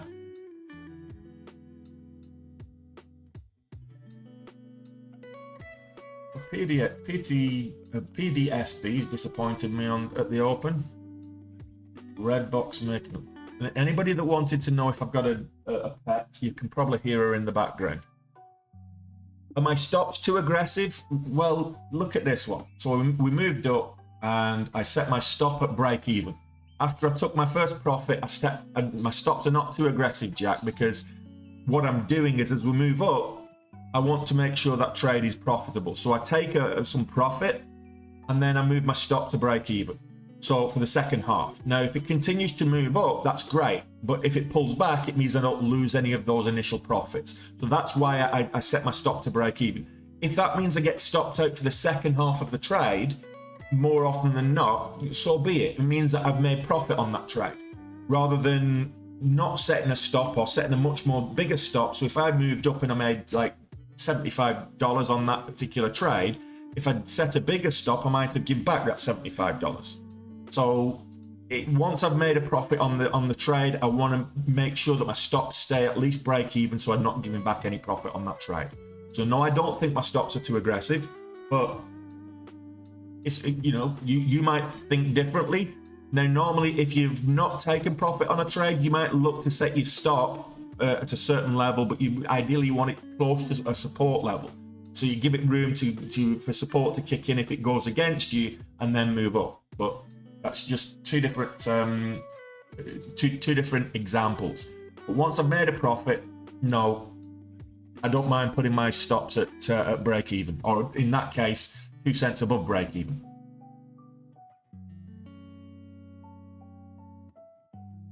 I did get some slippage, so I actually lost 4 cents on that second part, but I've made 17 cents on the first part, so no problem. All right, what else is moving? BGXX.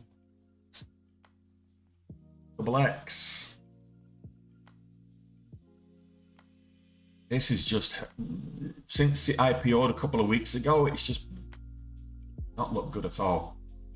It went up to $57 a couple of weeks ago, and then sold off ever since, pretty much.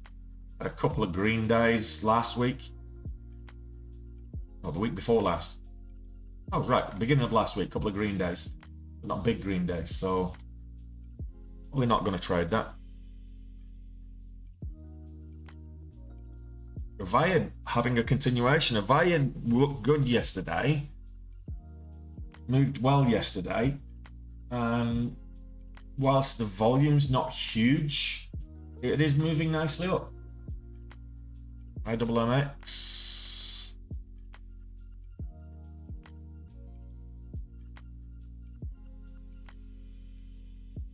It broke the $0.75 level.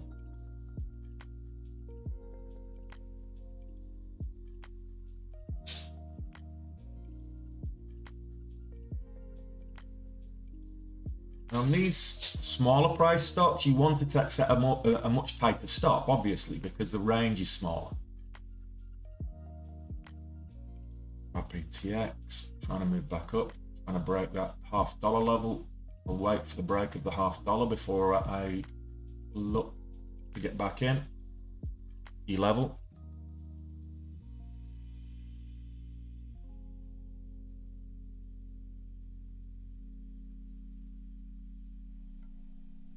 IMMX is doing well. IMMX went up. It got rejected at the $0.75 level, like I was waiting for. Just broke the VWAP. Sorry, Alex. On the 1 minute, it's bouncing on the VWAP.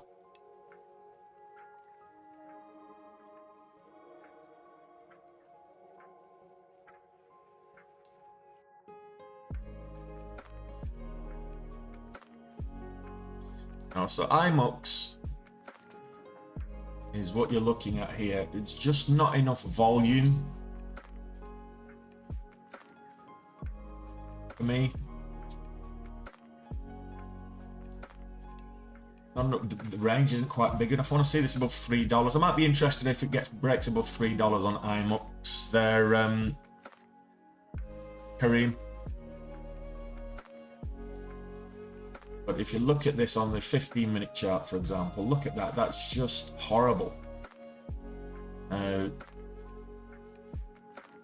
might want to look for, you might get a reversal on this.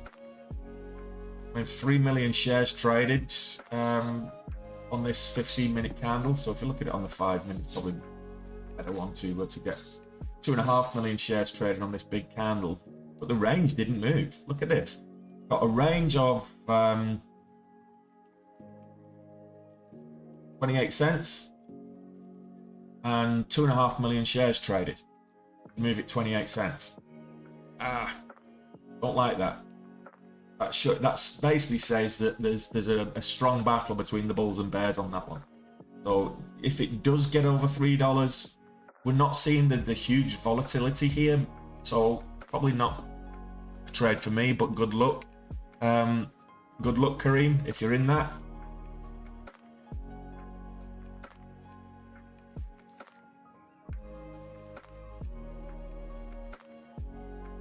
I want to see, you know, a bit more velocity. But if you're in it, Kareem, good luck. Really.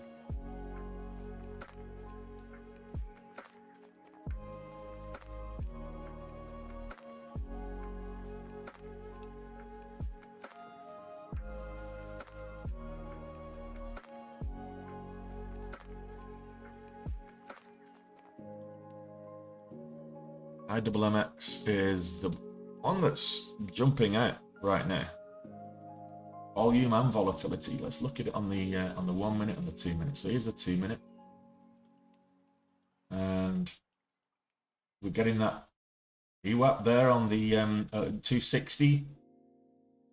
Already drawn this support resistance level here at 260. So pull back. Would be interesting to get in here.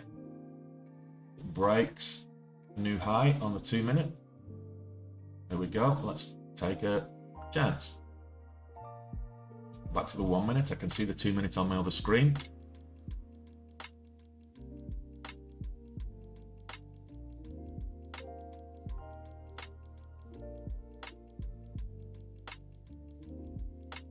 $268.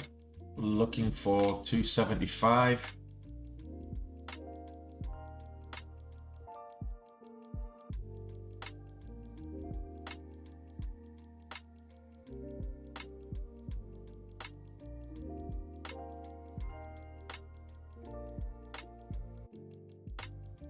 Lower price stop.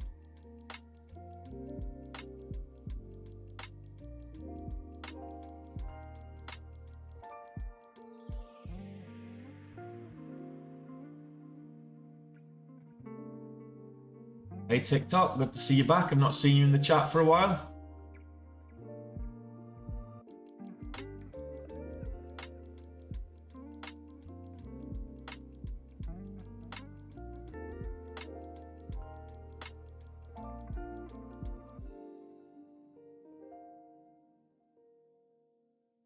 It's bounced at the VWAP a number of times already.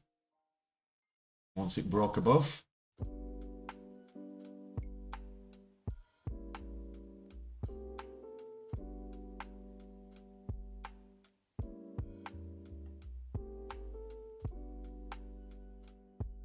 IMMX just really launching. Into that in a second.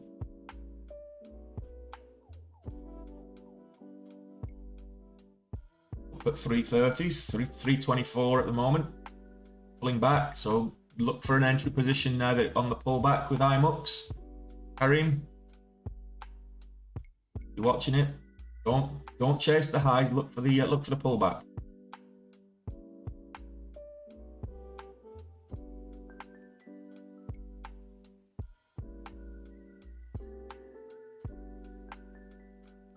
I have that candle 268.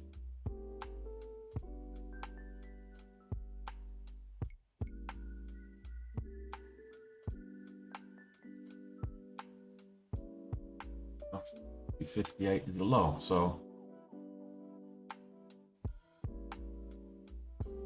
sense either way.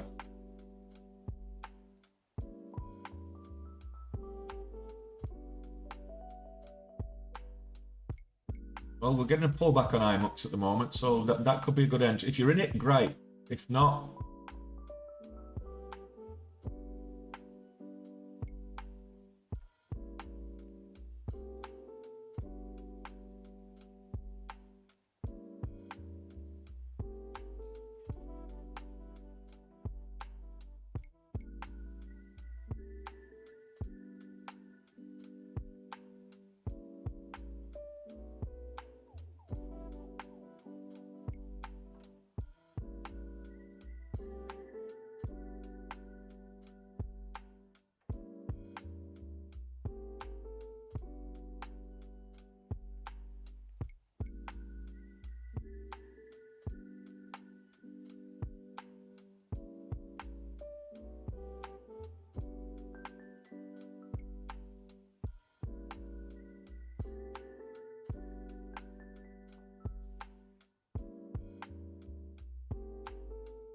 that was a bit of a fake out. Didn't like that at all.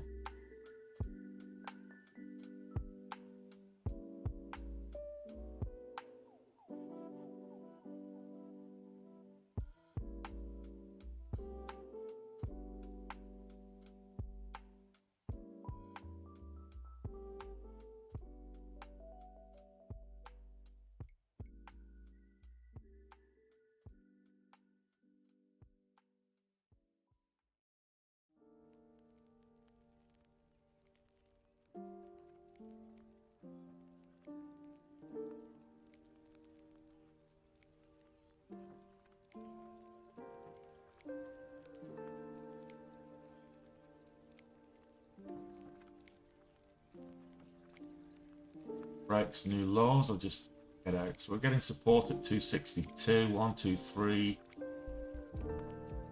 4.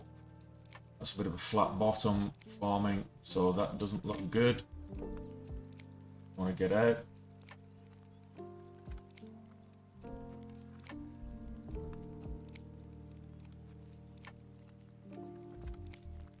And a lot of selling pressure there. Right on the VWAP.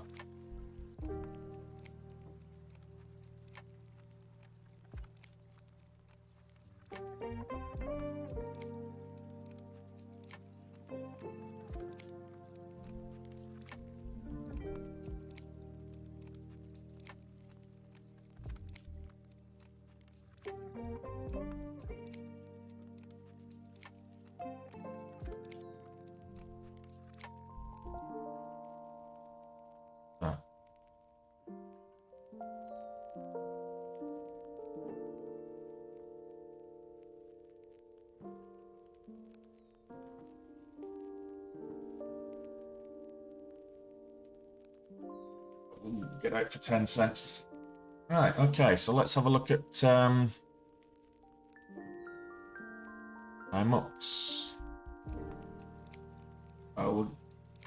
330 is the level that's finding difficult to get past.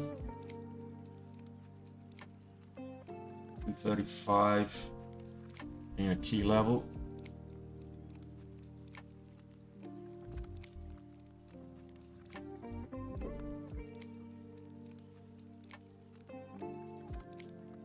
Tesla moving up. It needs to move up $200 today, though, Kieran, for me. Because my calls expire tomorrow and the 950, so there's no real interesting Tesla for me right now.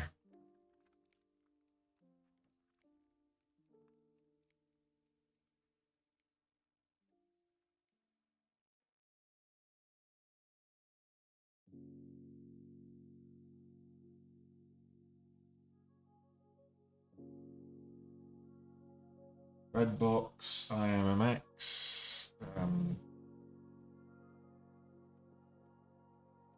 Look at RBTX. Oh, yeah, we missed the move up. PDSB.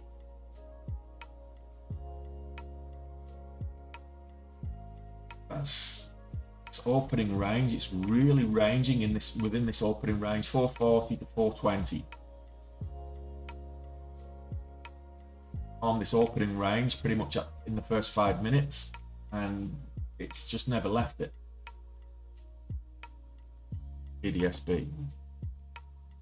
You get a breakout, we'll probably get a breakout with some clear volume on that one.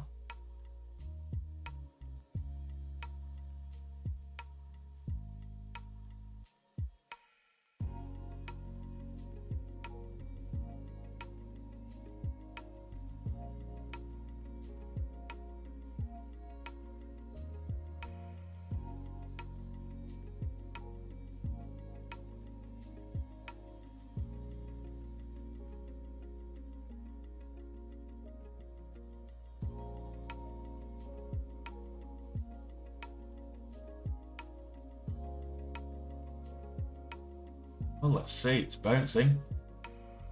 Get to the $half level, that'd be nice.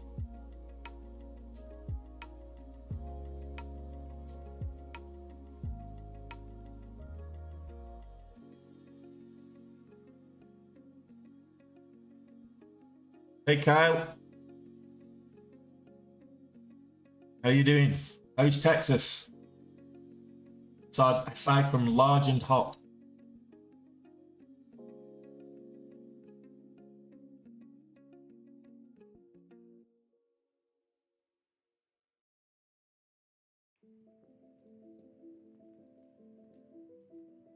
What price did you get in on IMMX, Kareem? You've been calling it out, so you must be in at kind of 280s, maybe 290s, something like that. What was your entry?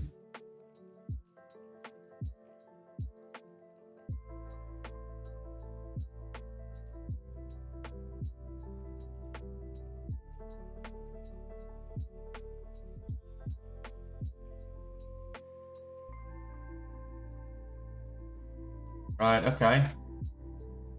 Just missed one if you didn't get that one.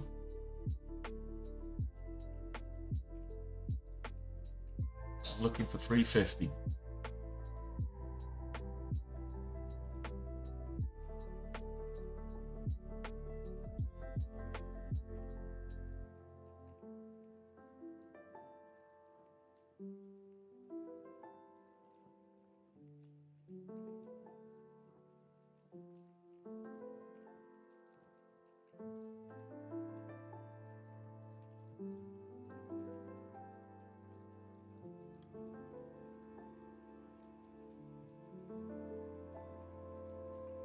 Well, the double doji's not looking great.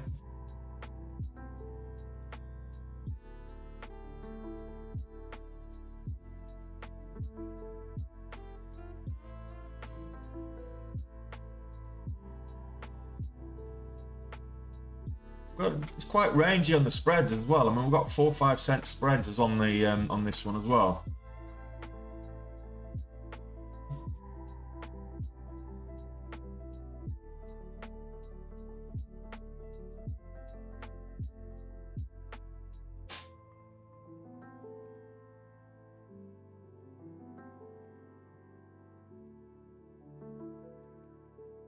looking to test 350 on this.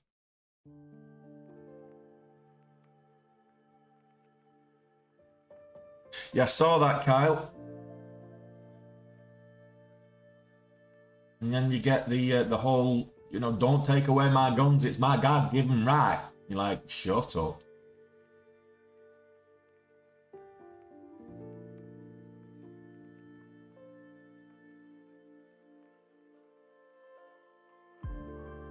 What is this obsession? What is this Americans' obsession with guns? I just don't get it. I mean, guns don't kill people. People do, is the argument. But they can't. No, they don't. And it's only in, you only have mass shootings on the scale that you do in America. Nowhere else in the world has this problem.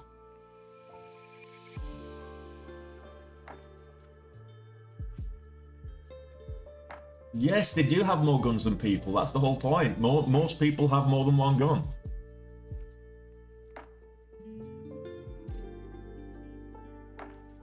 Trading's up and down today. We had a couple of good trades. At the moment, one bad one.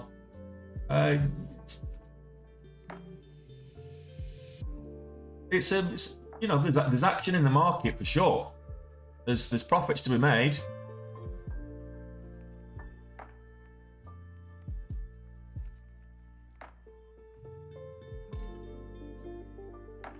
Well, I would, if you've entered it at 41, I would set your stop loss at 35. A bit of 6 cents.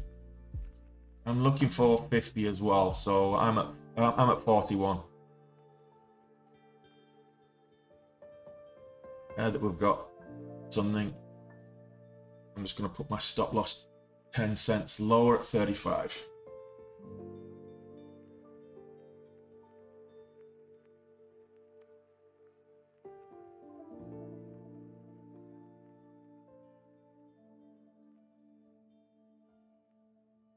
Well, there we go. We broke through 350. And did we break through 350? Absolutely. I'm just going to let this ride. I'm going to see it test 350 as support and move back up. I don't like that top and tail doji as it is right now, but I want to see if we can let this ride. It looks strong. It's looking strong. So I've got my stop at 35. I'll move that up to 41 in a moment. Break even.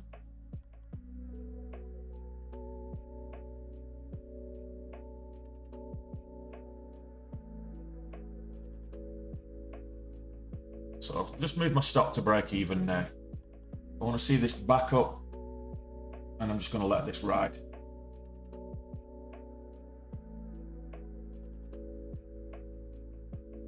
Scared of what, Kyle? I mean, come on. What are they scared of? I need my gun, because what if someone comes up to me with a gun? I'm like, well, if you got no gun, they've got no gun. That's the whole point. If we take them off you, we're taking them off everybody. But how can I defend myself? I mean, come on.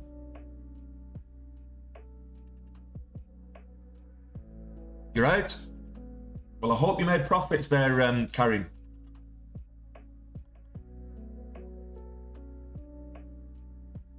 I'm just moving my stop up to 45. So kind of trailing at 10 cents at the moment.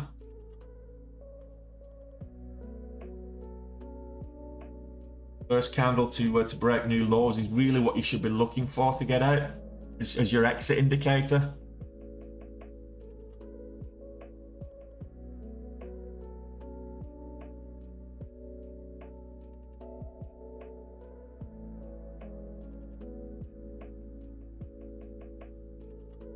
I've moved the stop up, so I've got 5 cents on the trade. So 5 cents on the 10,000 share position is you know, it's $500.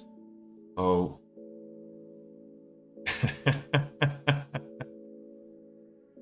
always Kareem.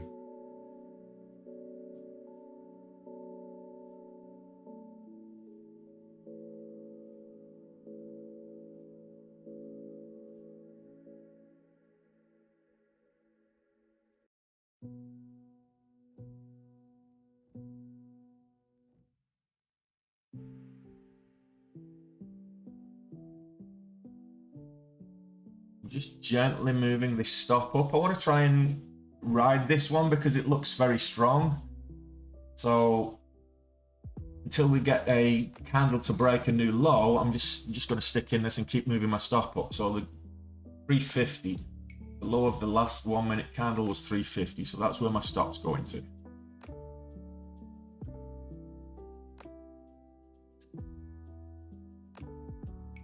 So that gives me 9 cents at least. So it gives me a $900 trade as it stands right now.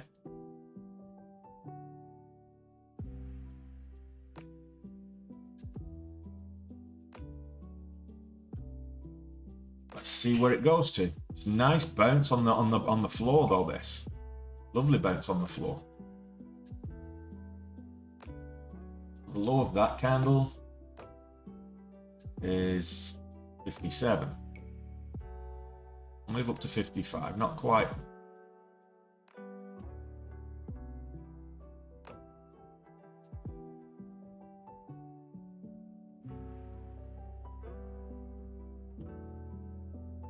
Yeah, absolutely. So the first candle to break a new low is an exit indicator. You don't have to get out, but if you're in a position and a candle breaks a new low, take some profit. Absolutely, Robert. She takes some profit.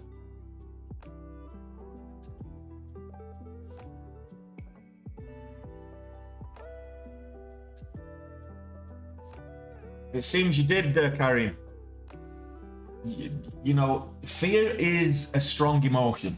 Absolutely, and the problem is that you're always going to get that emotion in trading. Now, move that up to 55.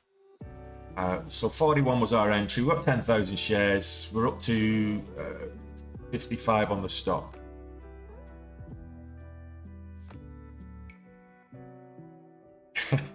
Good to hear. I'll be adding to this position and taking some profits in a second. Lock some profits in.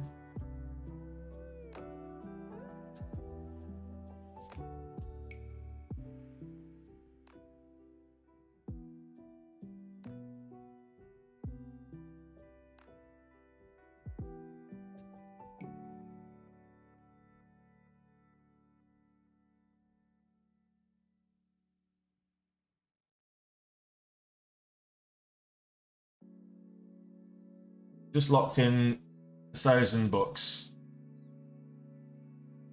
We've got a stop now at 360.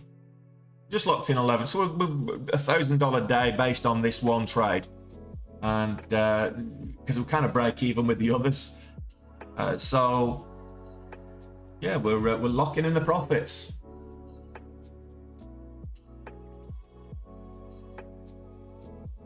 So the next entry, I see an entry signal, I'll be able to add to the position.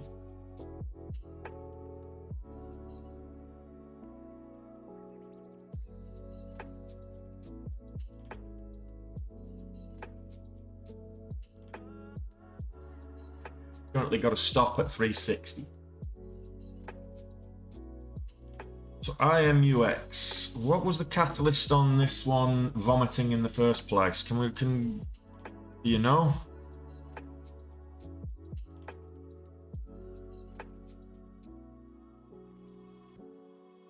Okay, so the IMMX stock crashes 62% as lead asset. MU838 fails mid-stage study in ulcerative colitis. So it was a medical study, failed a medical study, a product failed a medical study. So that's why it dropped, and it's now just effectively just trying to bounce and recover some of that. But we've got a huge gap. Look on the 5 minutes here. Zoom out slightly. See this huge gap? We've got resistance here at the $4, 490s. We've got a huge gap, 420. So we need to fill that gap, ideally. Zoom in a little bit.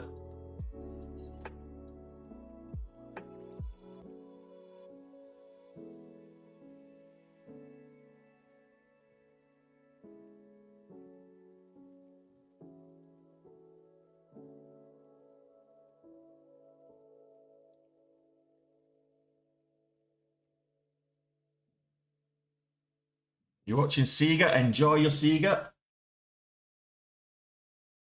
I'm in this trade. Looks like I'm just about to get out.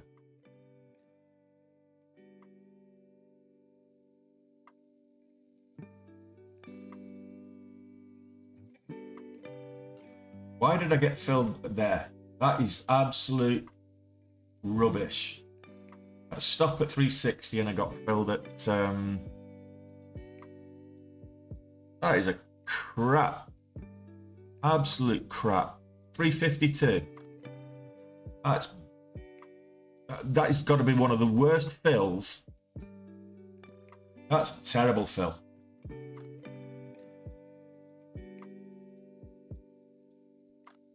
I lost 800 quid on that on that stop.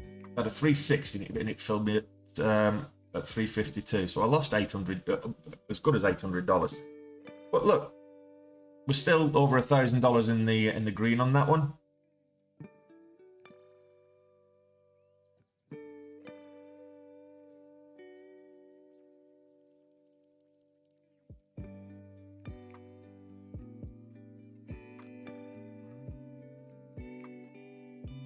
It's the first candle to break. I'm sorry, I didn't answer your question properly, Roberts. It's the first candle to break a new low. So if it throws a wick out, that's one thing. But once the body moves below the previous low of the low of the previous candle, that's your exit indicator. So it can throw a wick out. That's fine. But if the body of the candle moves below, it doesn't have to complete. Just the body of the candle moves below the low of the previous candle. That's your exit indicator, and that was my exit indicator here. So it flushed hard, 375.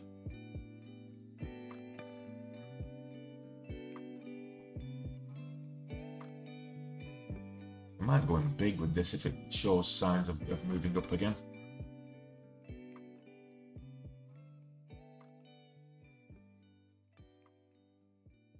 No, Sega's not looking good. It's looking quite weak, in fact. It's still looking weak. Had a good rally yesterday, but is it shortable? It is shortable. It's not looking good. It's down on the day. The range isn't great. It's kind of just ranging around the VWAP. For me, not looking strong. It's not looking weak enough to short it right now. It's certainly not looking strong enough to take a position just yet. If it gets over 1180 and holds, maybe. It needs to hold the VWAP. It needs to stay above the VWAP for me.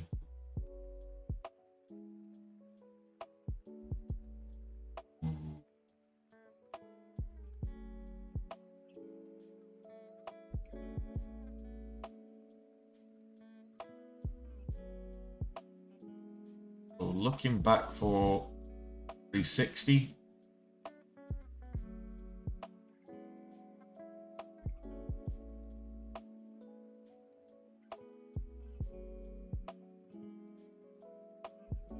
Bounce it up to 360.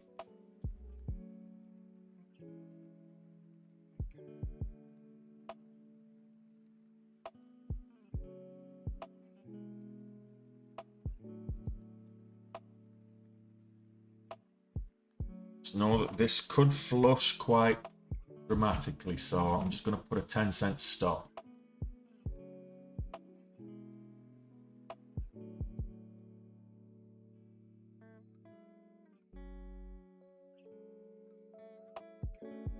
Get stopped out, it means we've pretty much wiped out the profits.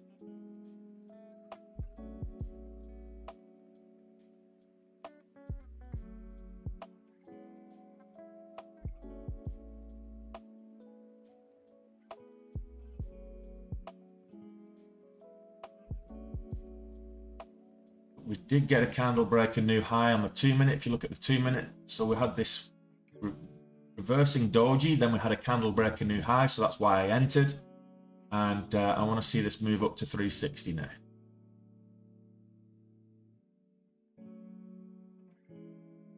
Don't mind the pullback, it was just how it violently did it and skipped my stop. That was not pleasant.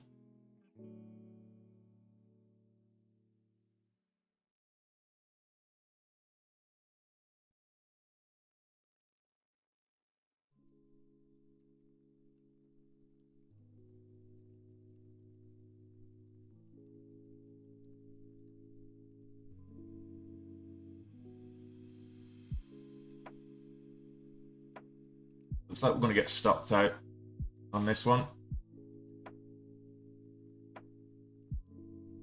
Nutex on watch. Well, good luck with Nutex. I've traded that a few times. I'm not seeing that on the scanners, but good luck with it. I think it's just coming up on the 5 minute. 904s. Yeah, we got stopped out there, so that's kind of put us back to where we were before we started.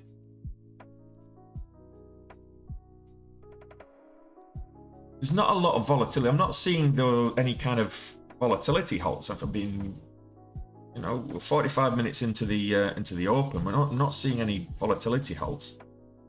I saw Tesla up at 760s, but like I say, it needs to move $200 for me to be in the money. Where's all the volatility halts today? There aren't any.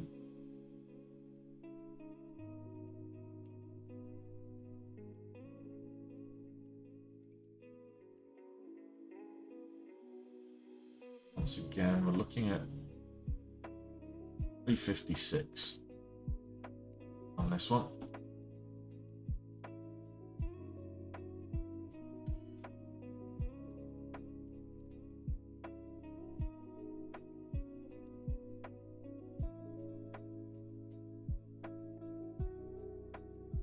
Where did we go with IMMX? No, that just sold off.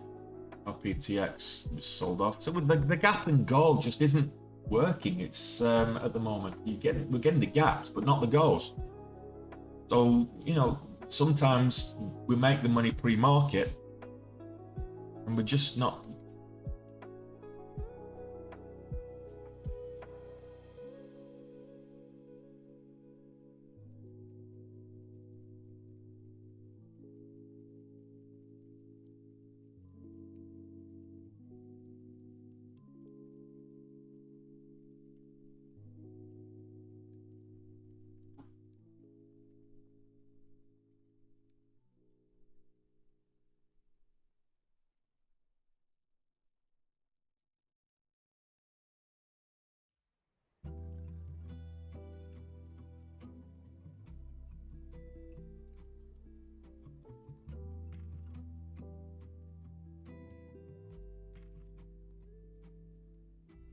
How's everybody else doing? If you're trading, regardless whether it's paper or live account, let me know. Are you red or are you green? I'm up and down today like a new bride's nightgown. Not that they wear nightgowns these days, but you get what I'm talking about. I'd say like a pair of hose knickers, but that might get me on a TikTok strike for some reason.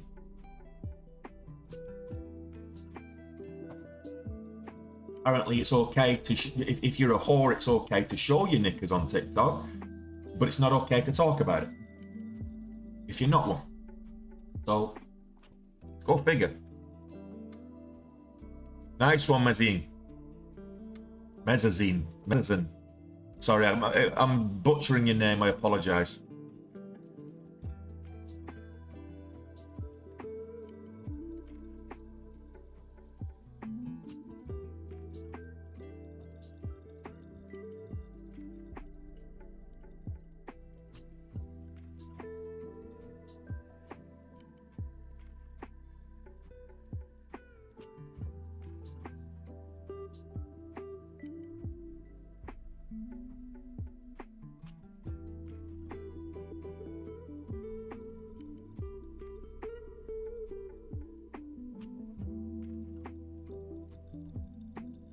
Let's see what's going on here. Just talking about not having the black screen of death and what happens. I get the black screen of death. At least I wasn't in a trade this time.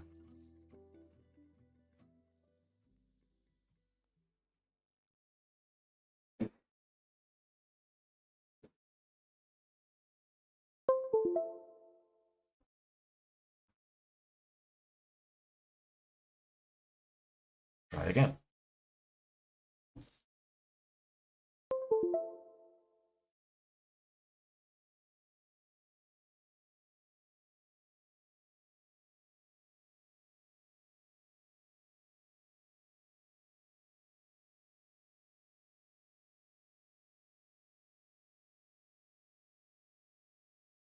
Have to excuse me while I sort this out, guys.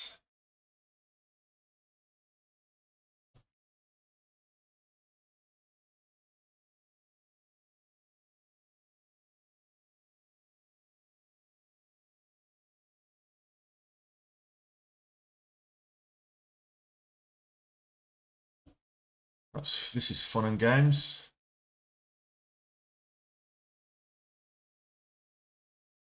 Let me just sort out my scanners and everything else.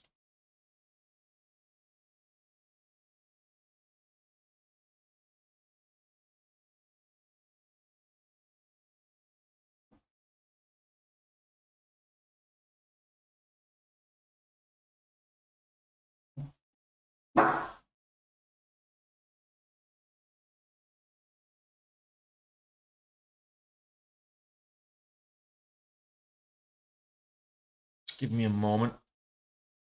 What's missing?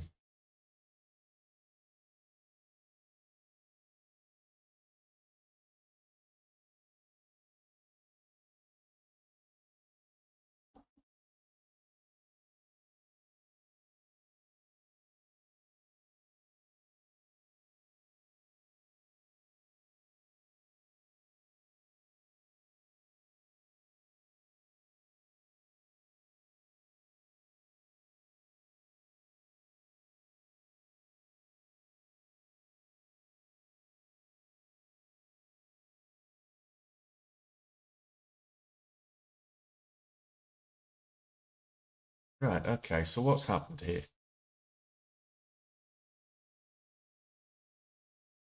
Stream looks fine.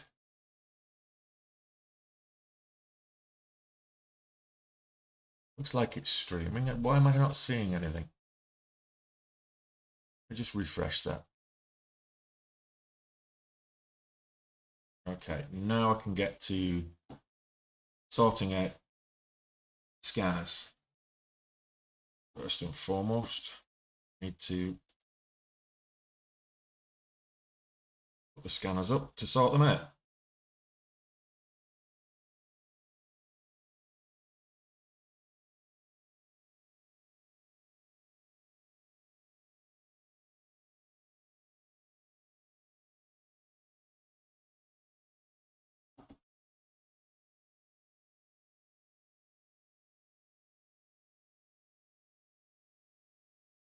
Okay, so IMMX.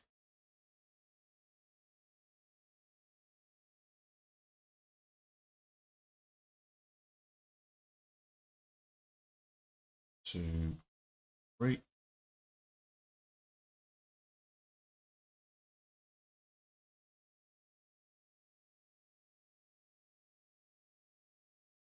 So 250 bucks in the hole at the moment. We'll sort that out. We'll get that back. It's going to be a green day. There's movement. There's profits to be made today, guys. It really is. I can feel it in my waters.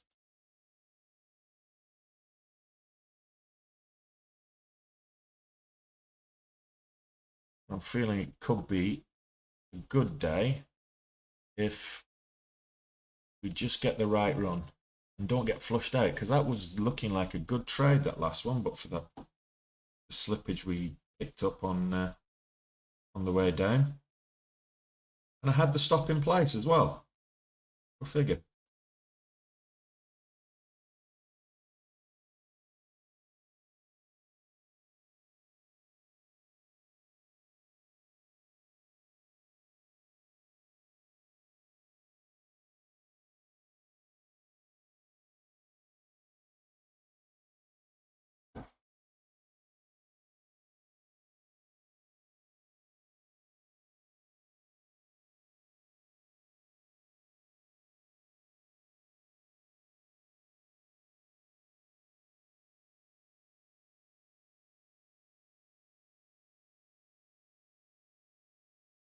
Right, okay, so this is a 5-minute scanner.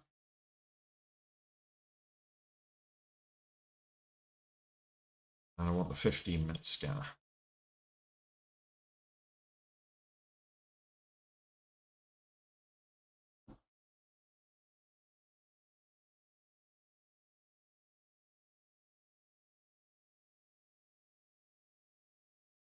Okay, that needs to be regular market, not.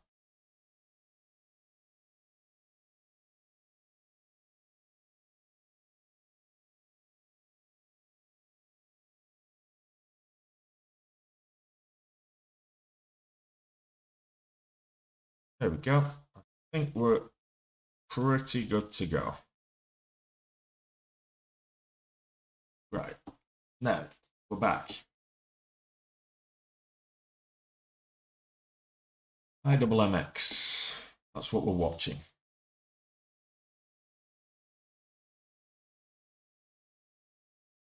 I'll have a look at Redbox in a moment. Just want to get all my chat screens up. So I've got all this chat in front of me and I can address it. Okay. As the bishop said to the actress, absolutely. Black sky moving as well? Yeah, not really. It's up on the day. It's $3, but it's not moving like it did with the volatility it did before.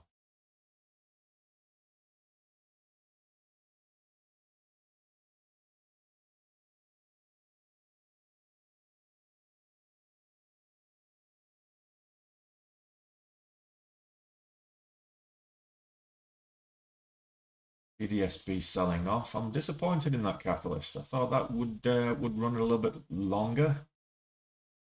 SPY's up and down a bit like my P&L today.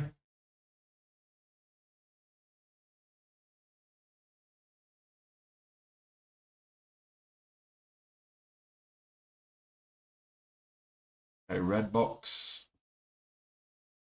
Yeah, I'm not overly excited with Redbox either right now. I mean, yes, it's up, but this is the 1 minute. Let's look at it on the 5 minute. You can see it's up, but it needs to be over $7 and hold. Broke $7 and was rejected, so $6.95. It's tapped a number of times and rejected. Now we're getting $6.85 as resistance. So every 10 cents, we're getting a bit of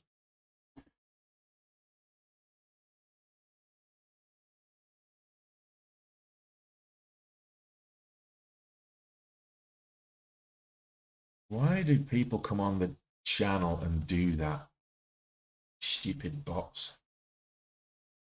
All right, let's get some music back up.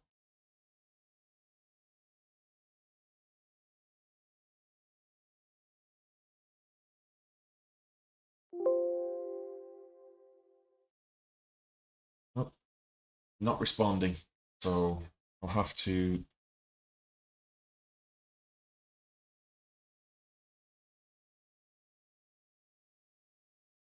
Where's my Spotify?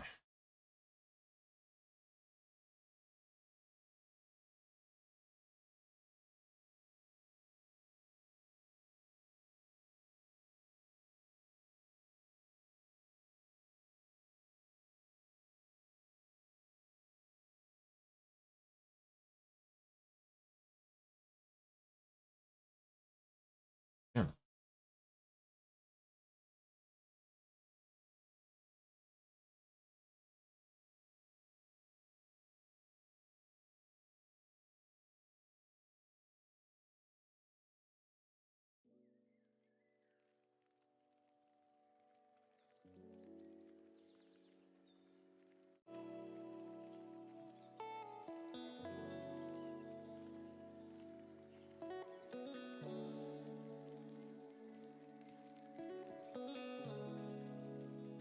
And we're back in business, just for the stream to end.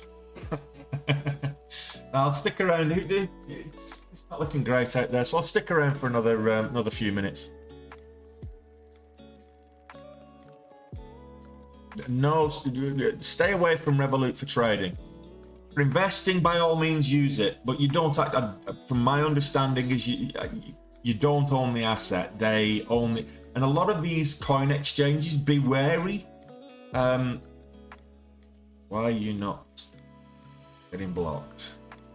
Be wary if you don't put them in a hard wallet, that you could end up not owning the asset. just because as long as it's on that exchange and they're holding it for you, they're the ones that actually have the asset. They're the ones that hold the asset. So just be careful with that.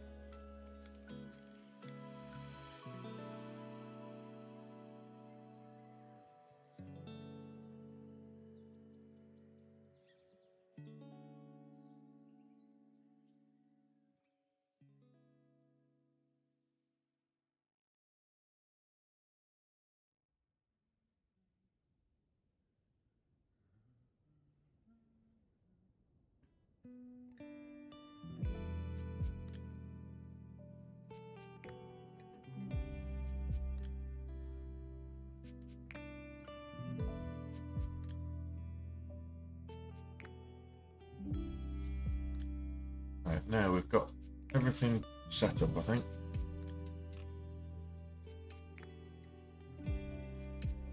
Yeah, cheers, Play and Full. Which broker do I use for margin trading? I use Capital Markets Elite Group. It's an offshore broker, and I know some people have have a phobia of trading with an offshore broker because they're not regulated by a local body. But I have no problems with it. I get better leverage with capital markets as well, and they're backed by Lloyd's of London, so that's fine. What's the minimum account size with the broker? I think the minimum account size with capital markets is about $500, if I'm not mistaken. I have to double check that because it does change from time to time.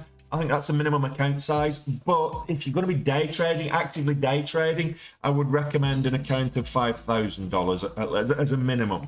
You can trade with less. Now, with capital markets, I think I'd have to double check. Just off the top of my head, I think it's $2,500 is, if it's less than $2,500, it's a cash account. They don't give you leverage, and then above 2,000 they'll give you, it might be 2,000, and 2,000 to 3,000 it's only 2x leverage, and then 3,000 and above it's 4x leverage, and then it's 6x. I'd have to double check. I know I get six times leverage with capital markets. No, you didn't, Kareem. You were talking about Redbox. No, you were talking about other stuff, not Tellurian. Anyway, what is Tellurian doing? Yeah, on the 5 minute. It's a steady climb.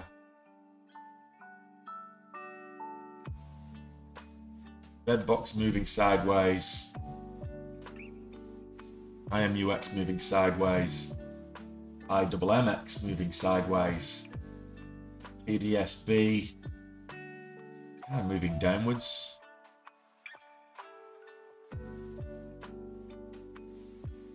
So let's have a look. Let's see what else is moving. Oh, we didn't put my filters on this, did I?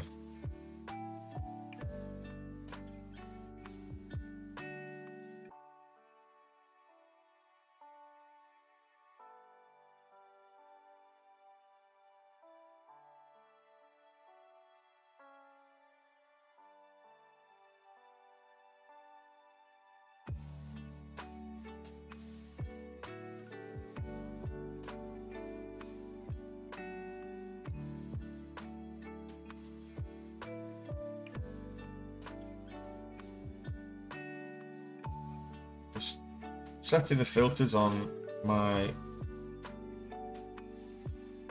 scanners again.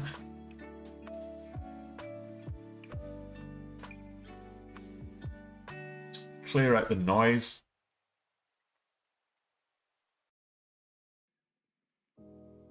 There we go.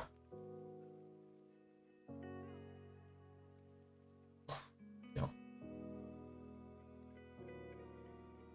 Hold. Popped up. Why? This is an ETF. No, I don't like that. Don't trade ETFs.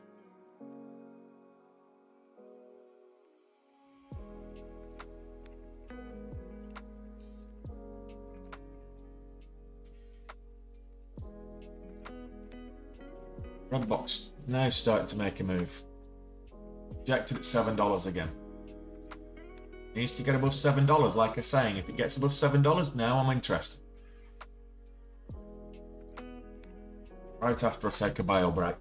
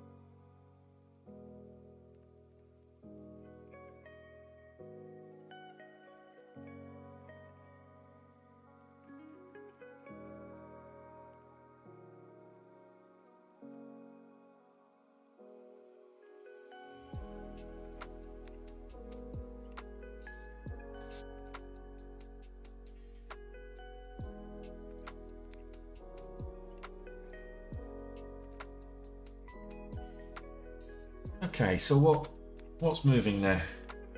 Red box.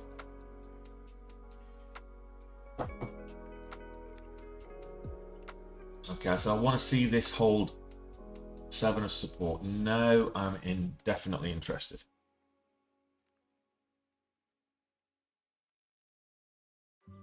No problem, I am full.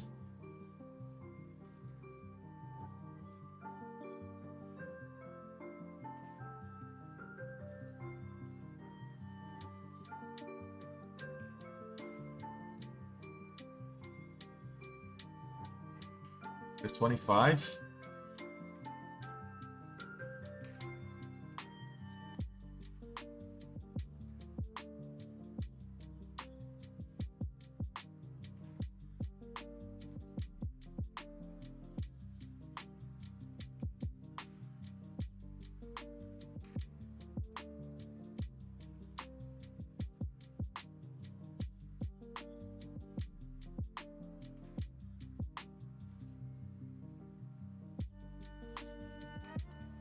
We got in, we got filled.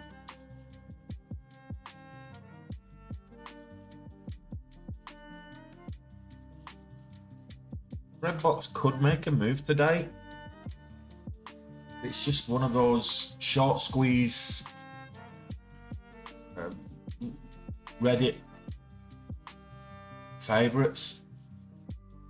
Wall Street bets are often talking about Redbox as a short squeeze candidate. And to be fair, 32%, 33% nearly is the short interest on here, so it wouldn't surprise me.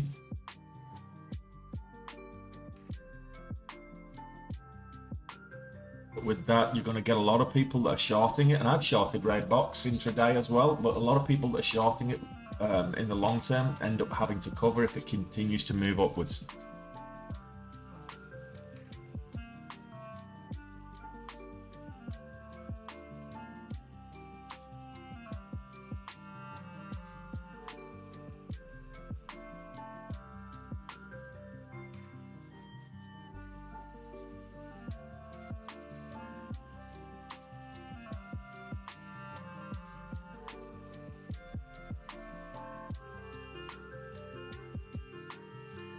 Needs to hold 7. I did say it needs to hold 7.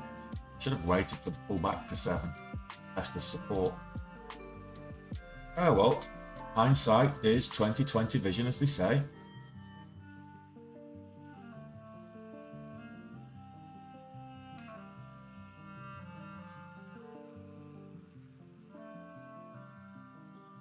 A much better entry if I had.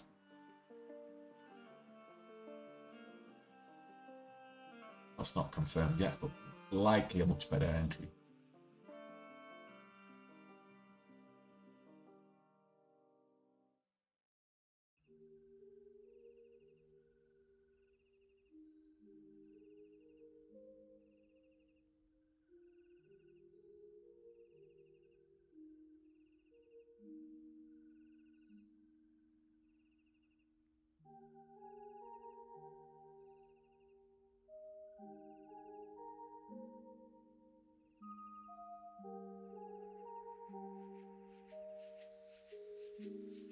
Don't want this 5-minute candle to turn red.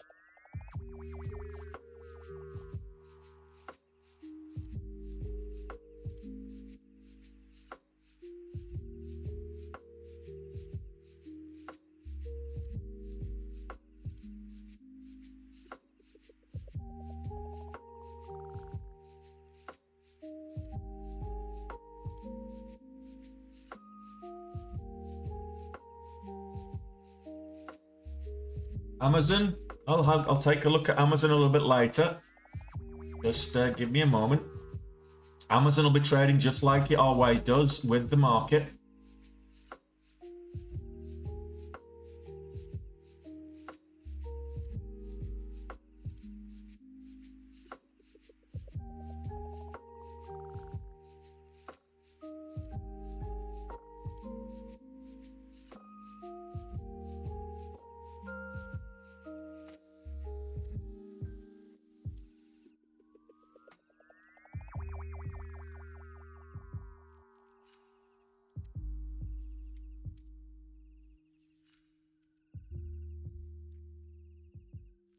For 25, not getting it.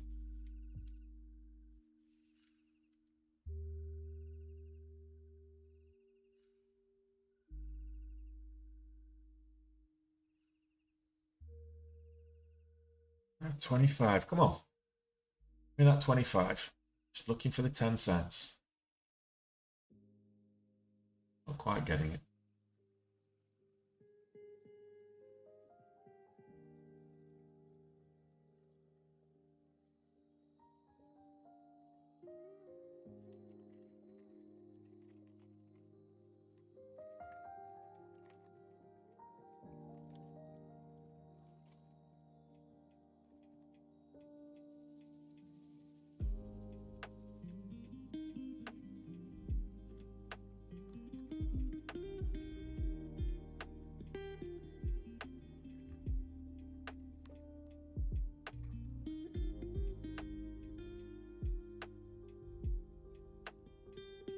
Red box being a little bit stubborn here at the highs.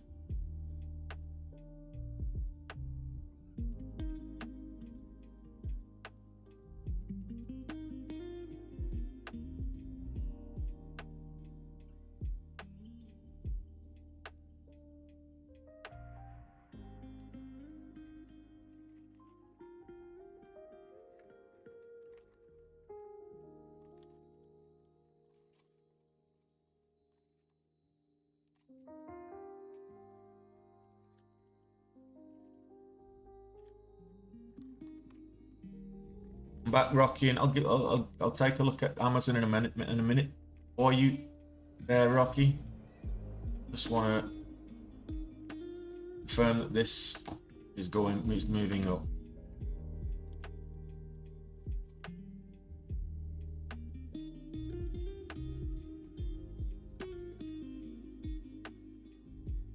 Or not.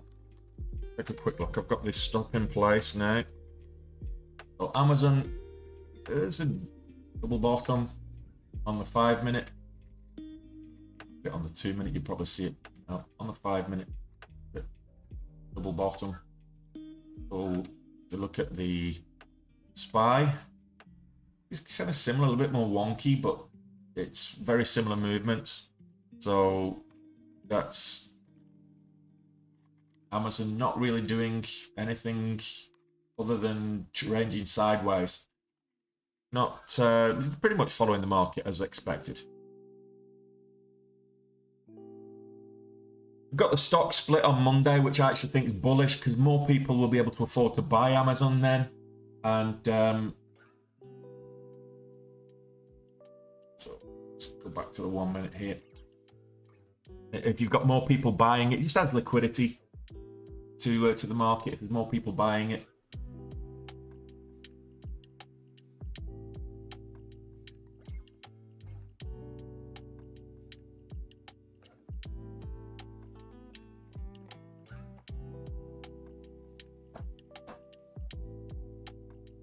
I'm looking for 725 here. Not quite getting there yet, but we'll see.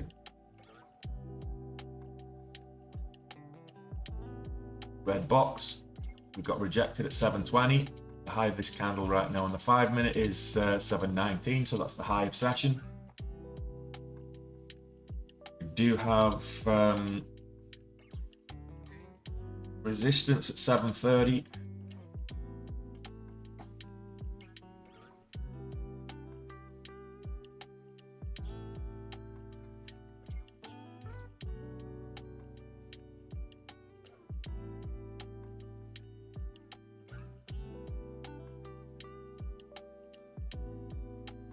On that 720, we're looking for 725 on the ask, on the bid, sorry.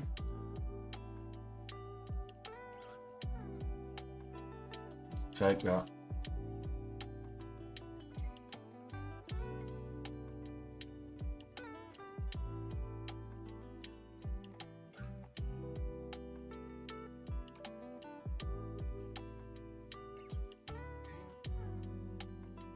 Still looking for that 725. We didn't quite get there. Well, we did, but then we only tapped it. We didn't. We only got it on the ask, not on the bid.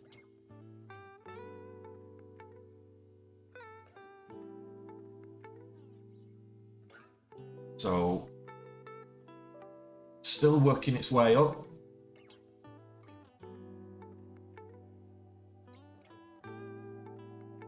Still got 5,000 shares in here. Put my stop now.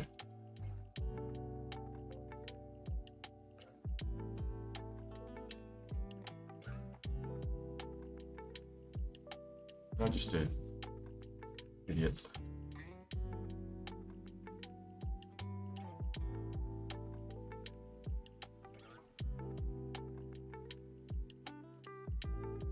Locked a few more, a little bit in.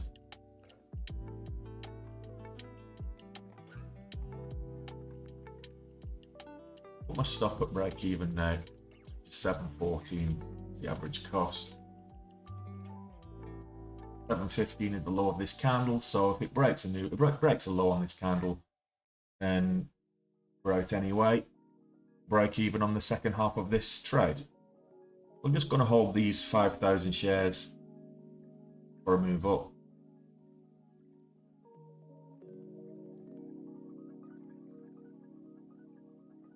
There's the 725 I was looking for. I'll hold this now. We'll just move it slightly above 715. I'll see this continue to rise. I'll keep this 5,000 shares there, just slightly above break even. I want to see that move for the rest of the day. And if it gets stopped out, so what? Let's have a look at Nutex Health. Ouch. Ooh.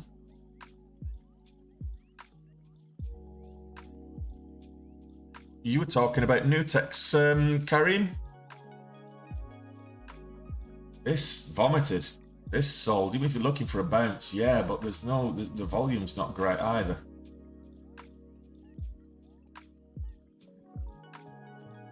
Might have got that. I hope you got that 20 cents. Just not good.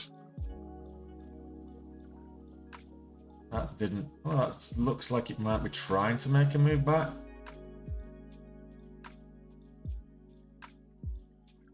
This one could be trying to make a move back up as well. I'll have a look at that later. Let's go back to red box. Okay, so we're making moves up now.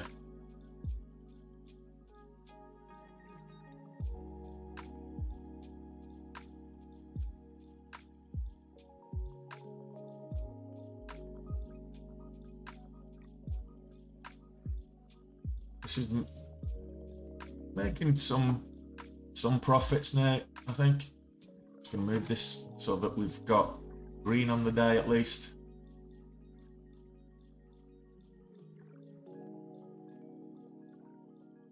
We're not having a huge day, but don't need a huge day. If a green day is a good day, doesn't matter how big. Oh, I always trade high momentum, carrying high volume, high momentum. But you trade what you're comfortable doing. Like you said, you got the last one. We started moving. I like them at high momentum, high velocity stocks, high volume, high momentum. Just gonna move this up to 720. It pulls back and stops me out. At least we're green on the day again. I'm ready to take the dog for a walk as well, so I might be finishing the stream shortly. She's fast asleep though at the moment, so I'm not going to disturb her.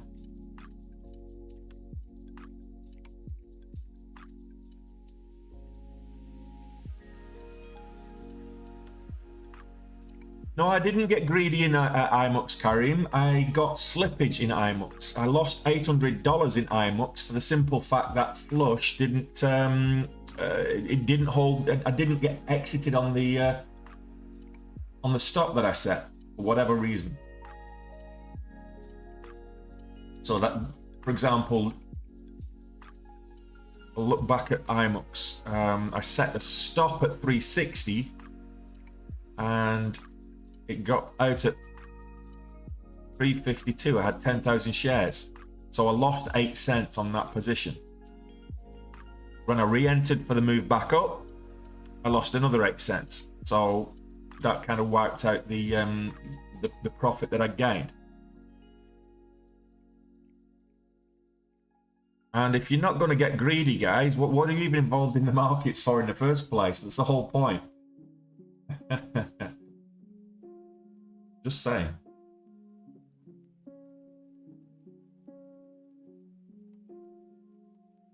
Okay. And there's an argument for an inverse head and shoulders there. So that's what I'm going to do. I'm going to end the stream right here. Possibly be back for power hour later. And I will see you guys. Actually, I'm just gonna take a look at this on the 2-minute zoom in. Possible head and shoulders, but it's not got a lot of wiggle room. So, but hey, look, this gets over 350. I think you might have a head and shoulders on there. Well, look, I started with a small account. Everybody starts with a small account, and you just trade with the size that you can afford. Don't overstretch. Trade small and grow small. What I mean by that, the compounding effect of trading with a small account, if you manage your risk, is huge. And before you know it, you end up with. There's nothing wrong with taking profits fast, Karim. Because you're taking profits. Nobody goes broke taking profits. What happens is you go broke if you don't take profits, and you lose. So, you know, by all means, take profits as you go. Always take profits as you go. Don't risk more than you're prepared to lose. So if the position is getting too close to, or it's too much for you, then exit. Don't, if you're feeling a little bit anxious about the position you've taken, you're trading too big. If you're not relaxed about it, because even if when it's going against you, if you're not relaxed about the position, then you're risking too much. You're risking more than you can afford to take, than you can afford. So I'm gonna end the stream, and I will see you guys later for the hour of power. So I will catch you later. Don't forget, check out the link tree for Benzinga. There's a discount code in there, so if you check out the Benzinga for it's free for 14 days. If you like Benzinga, you can get 35% off. I've got a personal discount for day trade with Tony people, which is essentially anybody on this stream. So check out Benzinga. You can get 35% off with the code in my link tree. And yeah, I'll see you back this evening. Catch you later, guys. Thanks for keeping me company. We're finishing this stream green. So enjoy the